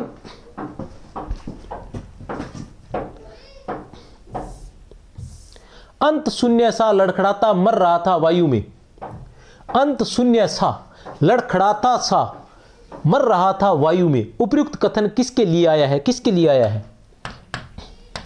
दुर्योधन के लिए, युधिष्ठिर के लिए, हर्ष निनाद के लिए, चिर शांति के लिए। तो किसके लिए? हर्ष निनाद के लिए। हर्ष का जो स्वर था, खुशी का जो स्वर था, जीत का जो स्वर था पांडवों का, वो अंत शून्य सा लड़खड़ाता मर रहा था वायु में। ये पहले मैं पूछ चुका हूं वैसे तो। ठीक है ना। फिर आएगा, चलते हैं आगे। कुरुक्षेत्र की रचना भगवान व्यास के अनुकरण पर नहीं हुई है। ध्यान से सुन ले। ठीक है ना। कुरुक्षेत्र की रचना, कुछ चीजें मैंने इसलिए नहीं दी कि आपको याद करनी है या आपको क्वेश्चन आंसर करने हैं। कुछ बहुत सी चीजें मैं इसलिए देता हूं, मेरा अलग ही पैटर्न है। मैं इसलिए देता हूं कुछ चीजें कि आपको वो याद हो जाए। उनको देखकर, जैसे जो कथन जो होते हैं वो इसलिए दे देता हूं। कथन को, कुछ कथन ऐसे होते हैं जिनको देखकर आपको पता चल जाएगा कि हाँ ये दिनकर का है या ये उसका है, लेकिन दे इसलिए देता हूं क्योंकि वो जब एग्जाम में पूछे जाएंगे तो शायद आप कवर उसे नहीं कर पाएंगे। तो इसी बहाने यहाँ क्या एक बार आपका रिवाइज हो जाए, इसलिए मैं क्या है कि करवा देता हूं। देखते हैं। कुरुक्षेत्र की रचना भगवान व्यास के अनुकरण पर नहीं हुई है और नए महाभारत को दोहराना ही मेरा उद्देश्य था। मुझे जो कुछ कहना था वह युधिष्ठिर और भीष्म का प्रसंग उठाए बिना भी कहा जा सकता था। उपयुक्त कथन किस रचना की भूमिका से है? उपयुक्त कथन जो है वो किस रचना की भूमिका से है? तो किस रचना की भूमिका से है? ए, बैस है या फिर द? तो ए, कुरुक्षेत्र की भूमिका से है। उपयुक्त कथन जो है किसकी भूमिका से है? कुरुक्षेत्र की भूमिका से है। और किसका कथन है ये कथन है रामधारी से दिनकर का। और भूमिका जरूर पढ़ लें, एक बार फिर मैं कह रहा हूं भूमिका जरूर पढ़ लें। जहां मैंने व्याख्या करवाई है, व्याख्या से पहले मैंने भूमिका करवाई है। एक पार्ट आएगा कि कुरुक्षेत्र व्याख्या भूमिका सहित, ऐसा चैनल पर, अपने चैनल पर ऐसा लिखा होगा व्याख्या भूमिका सहित। उसमें व्याख्या जो करवाई है, अगर आपको लग रहा है कि अब आपके पास टाइम नहीं है, संस्कृत शिक्षा वालों को अगर लगता है कि अब टाइम नहीं है कि सारी व्याख्या की जाए, तो कम से कम उसको खोलकर शुरुआत में मैंने पूरी की पूरी भूमिका करवाई है जो सिर्फ एक ही पेज की है, उसको जरूर पढ़ ले। भूमिका से क्वेश्चंस पूछे जाते हैं, फिर पूछे जाते हैं, पूछे जाते हैं, पूछे जाते हैं, फिर बता देता हूं, फिर मत कहना कि कहा नहीं सर ने। दिनकर की प्रथम कविता कब प्रकाशित हुई थी? दिनकर की प्रथम कविता तो 1924 ईस्वी में छात्र सहोदर नामक पत्रिका में प्रकाशित हुई थी। कब हुई थी? 1924 ईस्वी में छात्र सहोदर नामक पत्रिका में प्रकाशित हुई थी, 1924 ईस्वी में। चलते हैं आगे। दिनकर की कृति कुरुक्षेत्र का काव्य रूप क्या है? दिनकर की कृति कुरुक्षेत्र का काव्य रूप क्या है? ये क्या कुछ चीजें ऐसी आसान होती हैं जो नए चाहकर भी, वैसे कुछ बच्चे तो जो नए होते हैं उनको तो वैसे भी पता नहीं होता, लेकिन पुराने बच्चों के लिए आसान होती है, लेकिन ये आसान चीजें हम अचानक दिमाग से निकल जाती है। तो प्रबंध काव्य क्या है? ये एक प्रकार का प्रबंध काव्य है।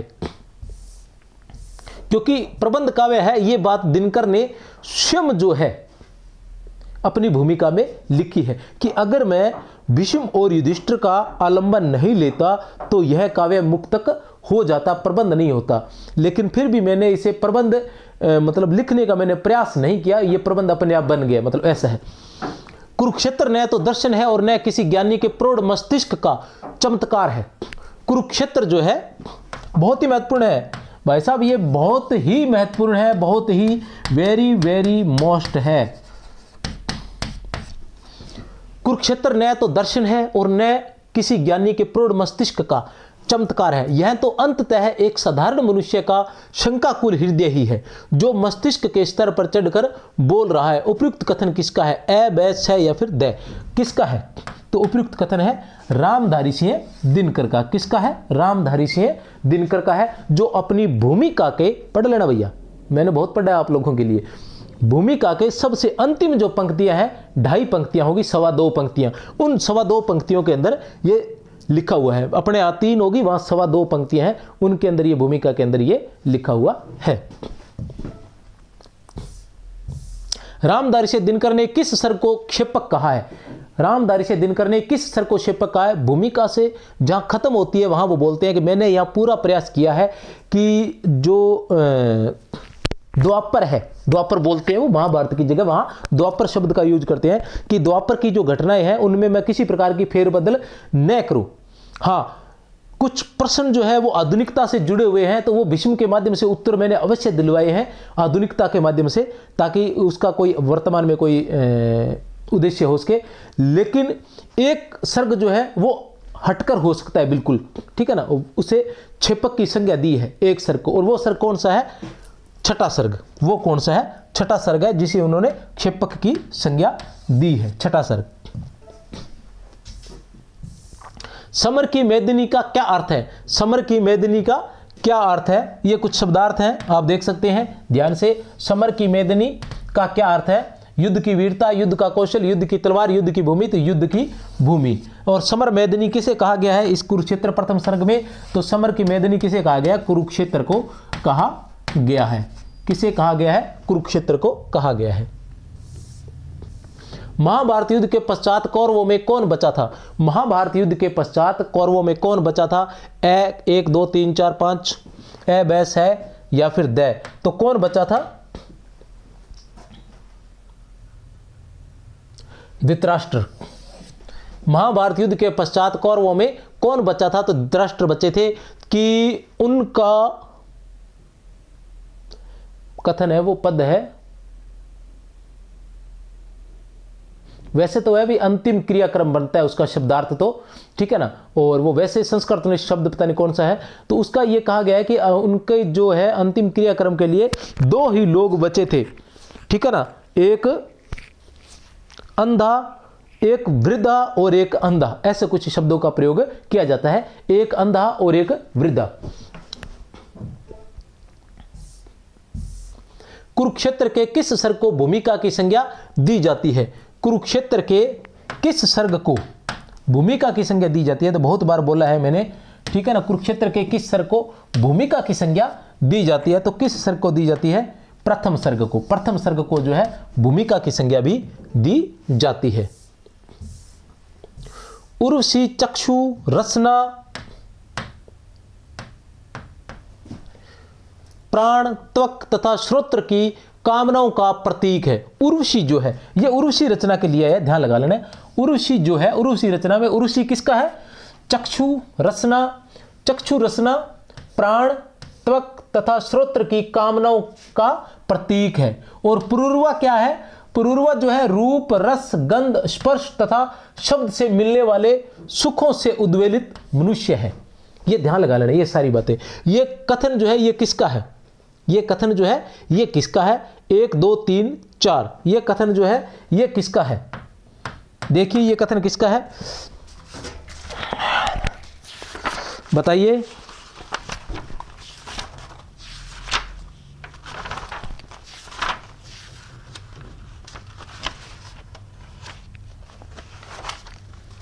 कथन किसका है, रामधारी से दिनकर का। किसका कथन है ये, रामधारी से दिनकर का है। याद कर लेना, रामधारी से दिनकर का है तो याद करना ही पड़ेगा, और अपने पास ऑप्शन नहीं है, क्योंकि रामधारी से दिनकर उधर राष्ट्रीय सांस्कृतिक काव्य धारा में भी बहुत महत्वपूर्ण है। तो हिंदी साहित्य के इतिहास में से भी अगर क्वेश्चन आता है तो इनका क्वेश्चन इस प्रकार से उठाया जा सकता है। रामधारी से दिनकर का यह कथन जो है उर्वशी की भूमिका से लिया गया है। उस हलाहल सी कुटिल दुर्भाग्नि का जो कि जलती आ रही है चिरकाल से, इसका तात्पर्य है आपसी ईर्ष्या, स्वार्थ लोलुपता, अपने प्राय का भेद कोई नहीं। उस हलाहल सी कुटिल दुर्भाग्नि का जो कि जलती आ रही है चिरकाल से, इसका तात्पर्य है उस हलाहल सी कुटिल दुर्भाग्नि का, ठीक है ना। तो आपसी ईर्ष्या क्या है, आपसी ईर्ष्या। क्वेश्चंस ज्यादा है, थोड़ा सा स्पीड मुझे करनी ही पड़ती है। कुरुक्षेत्र में व्रत मुक्त केशी किसे कहा गया है, कुरुक्षेत्र में व्रत मुक्त केशी किसे कहा गया है। तो इसके दो प्रकार के अर्थ निकल सकते हैं।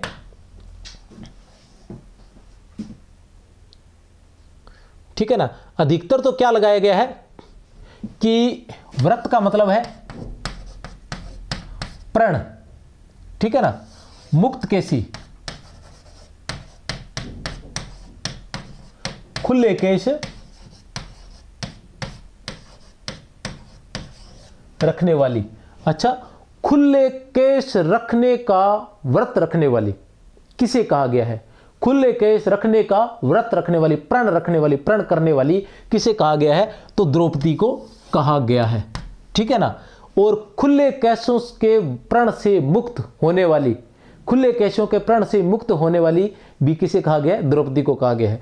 वो कैसे होते, प्रण उसका पहले होता है दुशासन के लिए, और दुशासन को मारकर उसके लहू से अपने बालों की चोटी बनाती है और अपने बालों को बांध लेती है। कितने सालों बाद बांधती है, वो 13 साल बाद जो है उसको बांधती है। लहू कौन लाकर देता है, भीम लाकर उसे देता है। वास्तव में उर्वशी नर की उत्कट अभिलाषा, अपरिमित वासना, इच्छा अथवा कामना की मूर्ति है। उपयुक्त कथन किसका, ये उर्वशी के लिए है, ठीक है ना। वास्तव में उर्वशी जो है वो नर की उत्कट अभिलाषा, अपरिमित वासना, इच्छा अथवा कामना की मूर्ति है। उपयुक्त कथन किसका है, 1 2 3 4, तो किसका है उपयुक्त कथन। उपयुक्त कथन जो है वो डॉक्टर गुलाब राय का है। वो किसका है कथन, डॉक्टर गुलाब राय का है। ध्यान लगा लें किसका कथन है, डॉक्टर गुलाब राय का। फिर देखते हैं, वस्तुतः कलात्मक प्रौढ़ता, अभिव्यंजना की सशक्तता एवं वैचारिक गंभीरता की दृष्टि से, वस्तुतः कलात्मक प्रौढ़ता, अभिव्यंजना की सशक्तता एवं वैचारिक गंभीरता की दृष्टि से यह स्वातंत्र्योत्तर युग की श्रेष्ठ कृति मानी जाती है। एक बार फिर से, वस्तुतः कलात्मक प्रौढ़ता, अभिव्यंजना की सशक्तता एवं वैचारिक गंभीरता की दृष्टि से यह स्वातंत्र्योत्तर युग की श्रेष्ठ कृति मानी जाती है, जिसे आधुनिक युग के महान काव्यों में कमायनी के बाद, आधुनिक युग के महान काव्यों में कमायनी के बाद दूसरा स्थान दिया जा सकता है। तो उपयुक्त कथन किसका है, 1 2 3 या 4, उपयुक्त कथन किसका है, तो किसका है उपयुक्त कथन, डॉक्टर गणपति चंद्र गुप्त का। किसका कथन है उपयुक्त, डॉक्टर गणपति चंद्र गुप्त का। चलते हैं आगे, देखते हैं क्या है आगे। प्रश्न संख्या तो दी नहीं इस बार। कुरुक्षेत्र विजय के पश्चात कौन विकल हो रहा था, कुरुक्षेत्र विजय के पश्चात कौन विकल हो रहा था, तो हमें पता ही है युधिष्ठिर विकल हो रहा था। आ गए हम पार तुम उस पार हो, कथन किसका है, आ गए हम पार, तो कौन पार चला गया, पारंपार किसको पार पहुंचा दिया था, दुर्योधन को पार पहुंचा दिया, तो इसलिए कथन किसका है, दुर्योधन का है। किसका कथन है, दुर्योधन का है। असंगत कथन का चयन कीजिए, किसका चयन करना है, असंगत कथन का चयन करना है। असंगत कथन का ध्यान लगा लें। सामधेनी ऋग्वेद की उस ऋचा का नाम है जो यज्ञाग्नि प्रज्वलित करते समय पढ़ी जाती है। सामधेनी ऋग्वेद की उस ऋचा का नाम है। सामधेनी क्या है, सामधेनी दिनकर की रचना का नाम है। सामधेनी दिनकर की रचना है, तो उसके बारे में कहा गया कि सामधेनी किसे कहा गया, ऋग्वेद की उस ऋचा का नाम है जो यज्ञाग्नि प्रज्वलित करते समय पढ़ी जाती है। प्रणभंग में प्रणभंग जो दिनकर की रचना है, मुक्तक काव्य है। कृष्ण के प्रणभंग, मुक्तक नहीं प्रबंध काव्य है। कृष्ण के प्रणभंग की घटना है। उर्वशी में च्यवन की पत्नी सुकन्या कामना की प्रतीक है। कुरुक्षेत्र की कथा का मूलाधार महाभारत का शांति एवं अनुशासन पर्व है। महाभारत का शांति एवं अनुशासन पर्व है। तो असंगत की बात करें तो 3 नंबर जो है वो असंगत है। उर्वशी में च्यवन की पत्नी सुकन्या कामना की प्रतीक नहीं है, कामना की प्रतीक तो उर्वशी है। ये दोनों तो क्या है, संतुलित दाम्पत्य के प्रतीक है, संतुलित दाम्पत्य के प्रतीक है। उर्वशी में च्यवन की पत्नी सुकन्या जो है वो क्या है, संतुलित दाम्पत्य की प्रतीक है। ध्यान लगा लेना। सामधेनी जो है वो क्या है, रामधारी से दिनकर की रचना है, जिसमें सामधेनी किसे कहा गया है। सामधेनी वैसे तो क्या है, वैसे तो है ऋग्वेद की उस ऋचा का नाम है जो यज्ञाग्नि प्रज्वलित करते समय पढ़ी जाती है। यज्ञ की अग्नि प्रज्वलित करते हैं तो उसे पढ़ी जाती है, उसे पढ़ा जाता है ऋचा को। लेकिन यहाँ रामधारी से दिनकर का औचित्य जो है वो उद्देश्य जो है वो है युवाओं से संबंधित, कि जब युद्ध की अग्नि प्रज्वलित की जाती है तो तब युवाओं की उसके अंदर आहुति दी जाती है, युवाओं की आहुति दी जाती है। तो इसलिए यहाँ इस सामधेनी को लेकर प्रणभंग में कृष्ण के प्रणभंग की घटना है कि कृष्ण का ये प्रण था कि वो युद्ध में जो है हथियार नहीं उठाएंगे। उनका प्रण था कि युद्ध में हथियार नहीं उठाएंगे, लेकिन भीष्म पितामह ने उन्हें मजबूर कर दिया था। भीष्म पितामह ने वो नरसंहार मचाया था, गदर मचा दिया था युद्ध के अंदर महाभारत में, कि अंत में ठीक है ना, श्री कृष्ण को अपना प्रणभंग करना पड़ा था। तो उसी से संबंधित ये रचना है प्रणभंग। और उर्वशी के बारे में जानते ही हैं, कामाध्यात्म, कामाध्यात्म की संज्ञा दी गई है उर्वशी को। सामधेनी की रचना, इसके बारे में थोड़ा विस्तार से और देख लीजिए। सामधेनी की रचना 1947 ईस्वी में हुई थी। कब हुई थी? सामधेनी की रचना 1947 ईस्वी में हुई थी। और प्रणभंग की रचना 1929 ईस्वी में हुई थी। उर्वशी की रचना 1961 ईस्वी में हुई थी, जिसे 1972 में, प्यारे बच्चों थोड़ी सी त्रुटि हुई है, पीछे में 1963 कह गया था शायद, ठीक है ना, तो वो कंफ्यूजिंग दूर कर ले, 1963 कह गया था। तो उर्वशी की रचना कब हुई थी? 1961 ईस्वी में हुई थी। पुरस्कार प्राप्त हुआ था। उर्वशी ऋग्वेद के 10वें मंडल, उर्वशी क्या है? ऋग्वेद के 10वें मंडल में वर्णित पुरुरवा व उर्वशी का आख्यान है। ऋग्वेद के 10वें मंडल में वर्णित पुरुरवा व उर्वशी का आख्यान है, जिसमें उर्वशी जो है वो कामना का प्रतीक है, जबकि सुकन्या जो है वो संतुलित दाम्पत्य जीवन का प्रतीक है। चलते हैं आगे। छीनता हो सब तब कोई और तू त्याग तप से काम ले, यह पाप है, पुण्य है विछिन्न कर देना उसे, उठ रहा तेरी तरफ जो हाथ है। किसकी है ये पंक्तियां? उपयुक्त कथन किसका है? ए, बै, स या फिर द? तो किसका है उपयुक्त कथन? भीष्म का है। किसका है? भीष्म का ये कथन है। कुरुक्षेत्र से है ये भीष्म का कथन। वैसे ये प्रथम सर्ग से नहीं है, आगे के किसी सर्ग से है, ठीक है। रक्त से छाने हुए इस राज्य को वज्र हो कैसे सकूंगा भोग में। रक्त से छाने हुए इस राज्य को वज्र हो कैसे सकूंगा भोग में, कि मैं पत्थर का बनकर कैसे भोग सकूंगा। मैंने बताया था ना, ये बात मैं पहले बता चुका। किसका कथन है ये? युधिष्ठिर का कथन है। वो कह रहे थे ना कि जिसके अंदर करोड़ों माताओं के पुत्रों का लहू है, जिसमें करोड़ों पत्नियों के पतियों का लहू है, और सबसे बड़ी बात यह कि उसमें हमारे प्रिय अभिमन्यु का भी तो लहू है, तो मैं इन सबको वज्र के समान कठोर होकर कैसे भोग सकूंगा, ठीक है ना। इसलिए वो इसका कुछ निर्णय करने के लिए किसके पास जाते हैं? भीष्म के पास जाते हैं। वज्र सा कुछ टूटकर समर्थी से गिरा, दब गए कौन्तेय दुर्व्य भार से। यहां कौन्तेय किसे कहा गया है? ऐसा पूछा जा चुका है, पहले आपको बता दूं। यहां कौन्तेय किसे कहा गया है? तो यहां कौन्तेय किसे कहा गया है? युधिष्ठिर को कहा गया है, युधिष्ठिर को कहा गया है। और पार्थ किसे कहा गया है? अर्जुन को कहा गया है। और भीष्म को भीम को क्या कहा गया है? पविकाय कहा गया है, वज्रांग भी कहा गया है। ध्यान लगा लेना, ये सारे नाम पूछे जाते हैं अगर अक्सर, ठीक है ना। पविकाय कहा गया है, वज्रांग भी कहा गया, अर्जुन को पार्थ कहा गया इसमें, और कौन्तेय युधिष्ठिर को कहा गया। हमें प्रथम सर्ग से मतलब है। कुरुक्षेत्र से संबंधित असंगत कथन है। कुरुक्षेत्र से संबंधित असंगत कथन है। कुरुक्षेत्र की रचना 1940 ईस्वी में हुई थी। यह एक समस्या प्रधान प्रबंध काव्य है। तो हमें क्या ढूंढना है? हमें असंगत देखना है। क्या देखना है? असंगत। तो ये तो क्या है? संगत है, बिल्कुल सही बात है। कुरुक्षेत्र को आधुनिक युग की गीता कहा जाता है, यह भी सही है। कुरुक्षेत्र छायावाद का प्रभाव स्पष्ट दिखाई देता है, यह सही नहीं है। तो उत्तर है हमारा 3, कुरुक्षेत्र पर छायावाद का प्रभाव स्पष्ट दिखाई नहीं देता। कुरुक्षेत्र के बारे में ऐसा कहा कि यह छायावाद के प्रभाव से पूर्णतः है मुक्त रचना है। कुरुक्षेत्र जो है वो छायावाद के प्रभाव से पूर्णतः है मुक्त रचना है। इस पर मार्क्सवाद का प्रभाव है, प्रगतिवाद का प्रभाव है। कुरुक्षेत्र का प्रथम सर्ग उसकी भूमिका के समान है, बिल्कुल सही बात है, जो बार बार मैं आपको बता रहा हूं। असंगत कथन का चयन कीजिए। क्या करना है हमें? असंगत कथन का चयन करना है। द्वंद्व गीत की रचना 1940 ईस्वी में हुई थी, जिसमें 71 रुबाइयों का संकलन है।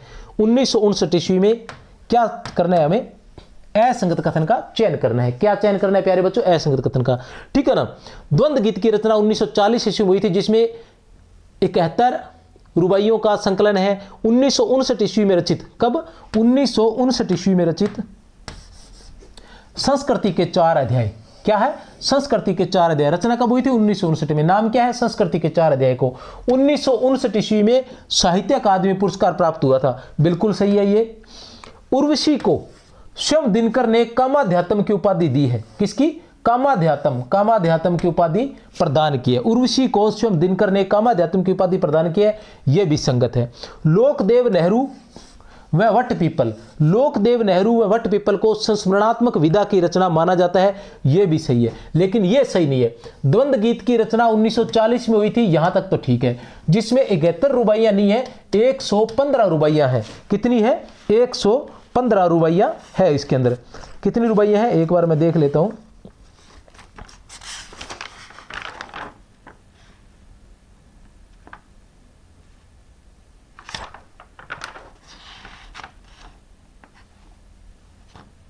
एक 115 रुबाइयां हैं, बिल्कुल सही है। कितनी रुबाइयां हैं? 115 रुबाइयां हैं, कोई समस्या नहीं है हमें, ठीक है ना। ठीक है, आगे व्याख्या में दे ही रखा था वैसे। कुरुक्षेत्र में पार्थ किसे कहा गया? मैं पहले बता चुका हूं पार्थ किसे कहा गया है, अर्जुन को कहा गया है। कुरुक्षेत्र का प्रकाशन कब हुआ था? कुरुक्षेत्र का प्रकाशन कब हुआ था यह भी हमें अच्छे से ध्यान होना चाहिए, पीछे बता चुका हूं 1946 ईस्वी में। कब हुआ था कुरुक्षेत्र का प्रकाशन? 1946 ईस्वी में। डॉक्टर राजेंद्र प्रसाद ने दिनकर की किस रचना की भूमिका लिखी थी? डॉक्टर राजेंद्र प्रसाद ने दिनकर की किस रचना की भूमिका लिखी थी? तो संस्कृति के 4 अध्याय की, जिसको साहित्य अकादमी पुरस्कार प्राप्त हुआ था 1959 ईस्वी में। डॉक्टर राजेंद्र प्रसाद ने संस्कृति के 4 अध्याय की। कुरुक्षेत्र प्रथम सर्ग का मूल प्रतिपाद्य क्या है? कुरुक्षेत्र प्रथम सर्ग का मूल प्रतिपाद्य क्या है? युद्ध की समस्या व समाधान, युद्ध को जन्म देने वाले कारणों पर विचार, सशक्त व्यक्तियों की इच्छाएं, उपरोक्त सभी। युद्ध को जन्म देने वाले कारणों पर विचार किया गया। ध्यान रखा लेना अच्छे से। प्रथम सर्ग में क्या किया गया? युद्ध को जन्म देने वाले कारणों पर जो है विचार किया गया है। कुरुक्षेत्र में साम्यवाद का प्रतिपादन हुआ है, यह कथन किसका है? कुरुक्षेत्र में साम्यवाद का प्रतिपादन हुआ है। कुरुक्षेत्र में क्या है? साम्यवाद का प्रतिपादन हुआ है, यह कथन किसका है? विश्वनाथ प्रसाद मिश्र का है। किसका कथन है ये? विश्वनाथ प्रसाद मिश्र का। कुरुक्षेत्र का प्रतिपाद्य बुद्धि के अतिचार तथा विषमताओं का निराकार और विज्ञान के स्थान पर स्नेह की स्थापना करना है। कुरुक्षेत्र का प्रतिपाद्य बुद्धि के अतिचार तथा विषमताओं का निराकार, बुद्धि के अतिचार का और विषमताओं के निराकार और विज्ञान के स्थान पर स्नेह की स्थापना करना है। कथन किसका है? ए, ब, स या फिर द। तो ये कथन जो है, ये कथन किसका है? ये कथन है डॉक्टर नगेंद्र का। किसका कथन है प्यारे बच्चों? ये डॉक्टर नगेंद्र का कथन है। किसका कथन है ये? डॉक्टर नगेंद्र का कथन है। द उत्तर है इसका, डॉक्टर नगेंद्र का। कुरुक्षेत्र में कुल कितने सर्ग है? पता ही है, 7 सर्ग है। कुल कितने सर्ग है? 7 सर्ग है। और हमारे कौन सा पाठ्यक्रम में है? वरिष्ठ अध्यापक के पाठ्यक्रम में कौन सा है? प्रथम सर्ग है। कुरुक्षेत्र का मूल रस कौन सा है? कुरुक्षेत्र का मूल रस जो है वो कौन सा है? कुरुक्षेत्र का मूल रस कौन सा हो सकता है? करुण है। कुरुक्षेत्र का मूल रस जो है वो करुण है। कौन सा है मूल रस? करुण। युधिष्ठिर क्यों रो रहे हैं? युधिष्ठिर क्यों रो रहे हैं? युधिष्ठिर जो है वो क्यों रो रहे हैं?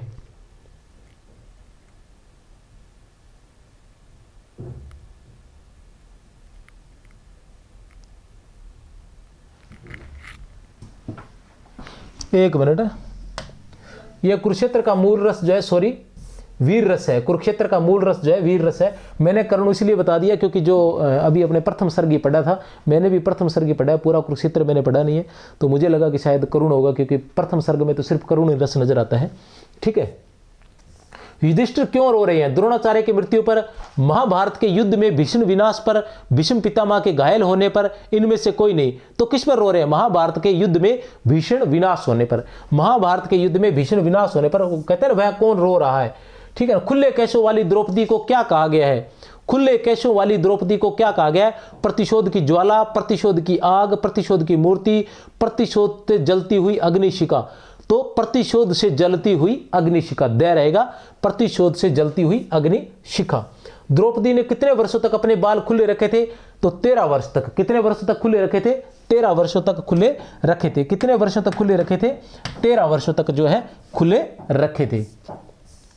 महाभारत युद्ध के पश्चात कौरवों का श्राद्ध करने के लिए, अच्छा ये वो कौरवों का श्राद्ध करने के लिए कौन बचे थे? श्राद्ध मतलब अंतिम क्रियाक्रम, जो शब्द मुझे पीछे नहीं आ रहा था ना वो।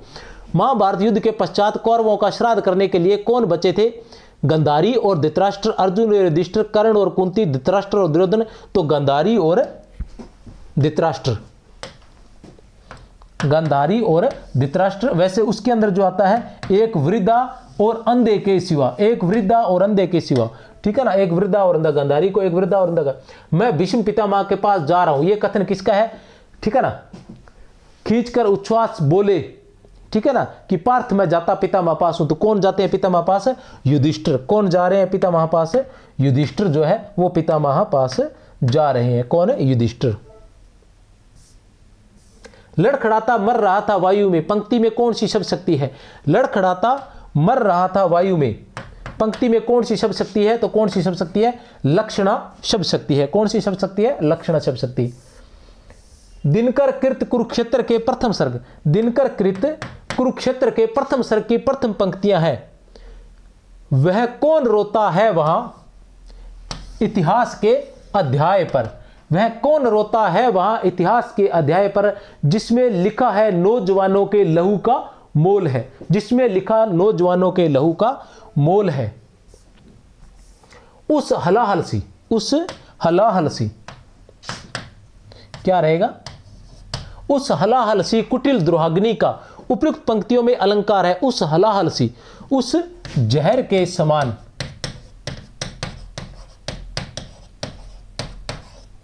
कुटिल द्रोह, द्रोह रूपी अग्नि, द्रोह की अग्नि का। तो क्या रहेगा पंक्तियों में अलंकार? क्या रहेगा?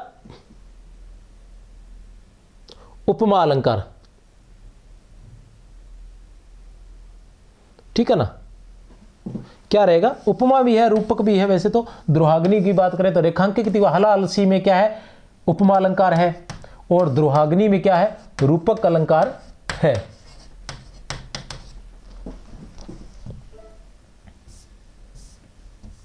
कवि के अनुसार युद्ध में पुरुषों द्वारा अपने प्राणों का बलिदान करने के बाद किनका नाम सम्मान के साथ लिया जाता है? कवि के अनुसार युद्ध में पुरुषों द्वारा अपने प्राणों का बलिदान करने के बाद किनका नाम जो है सम्मान के साथ लिया जाता है? उनकी पत्नियों का, उनकी माताओं का, ए एवं बै दोनों? कोई नहीं। तो ए एवं बै दोनों का, ए एवं बै दोनों का, उनकी पत्नियों का और उनकी माताओं का।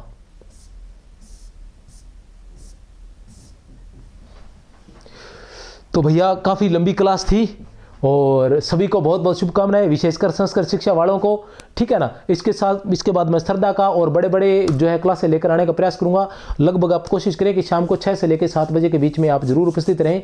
सभी को बहुत बहुत शुभकामनाएं। जय हिंद, जय भारत।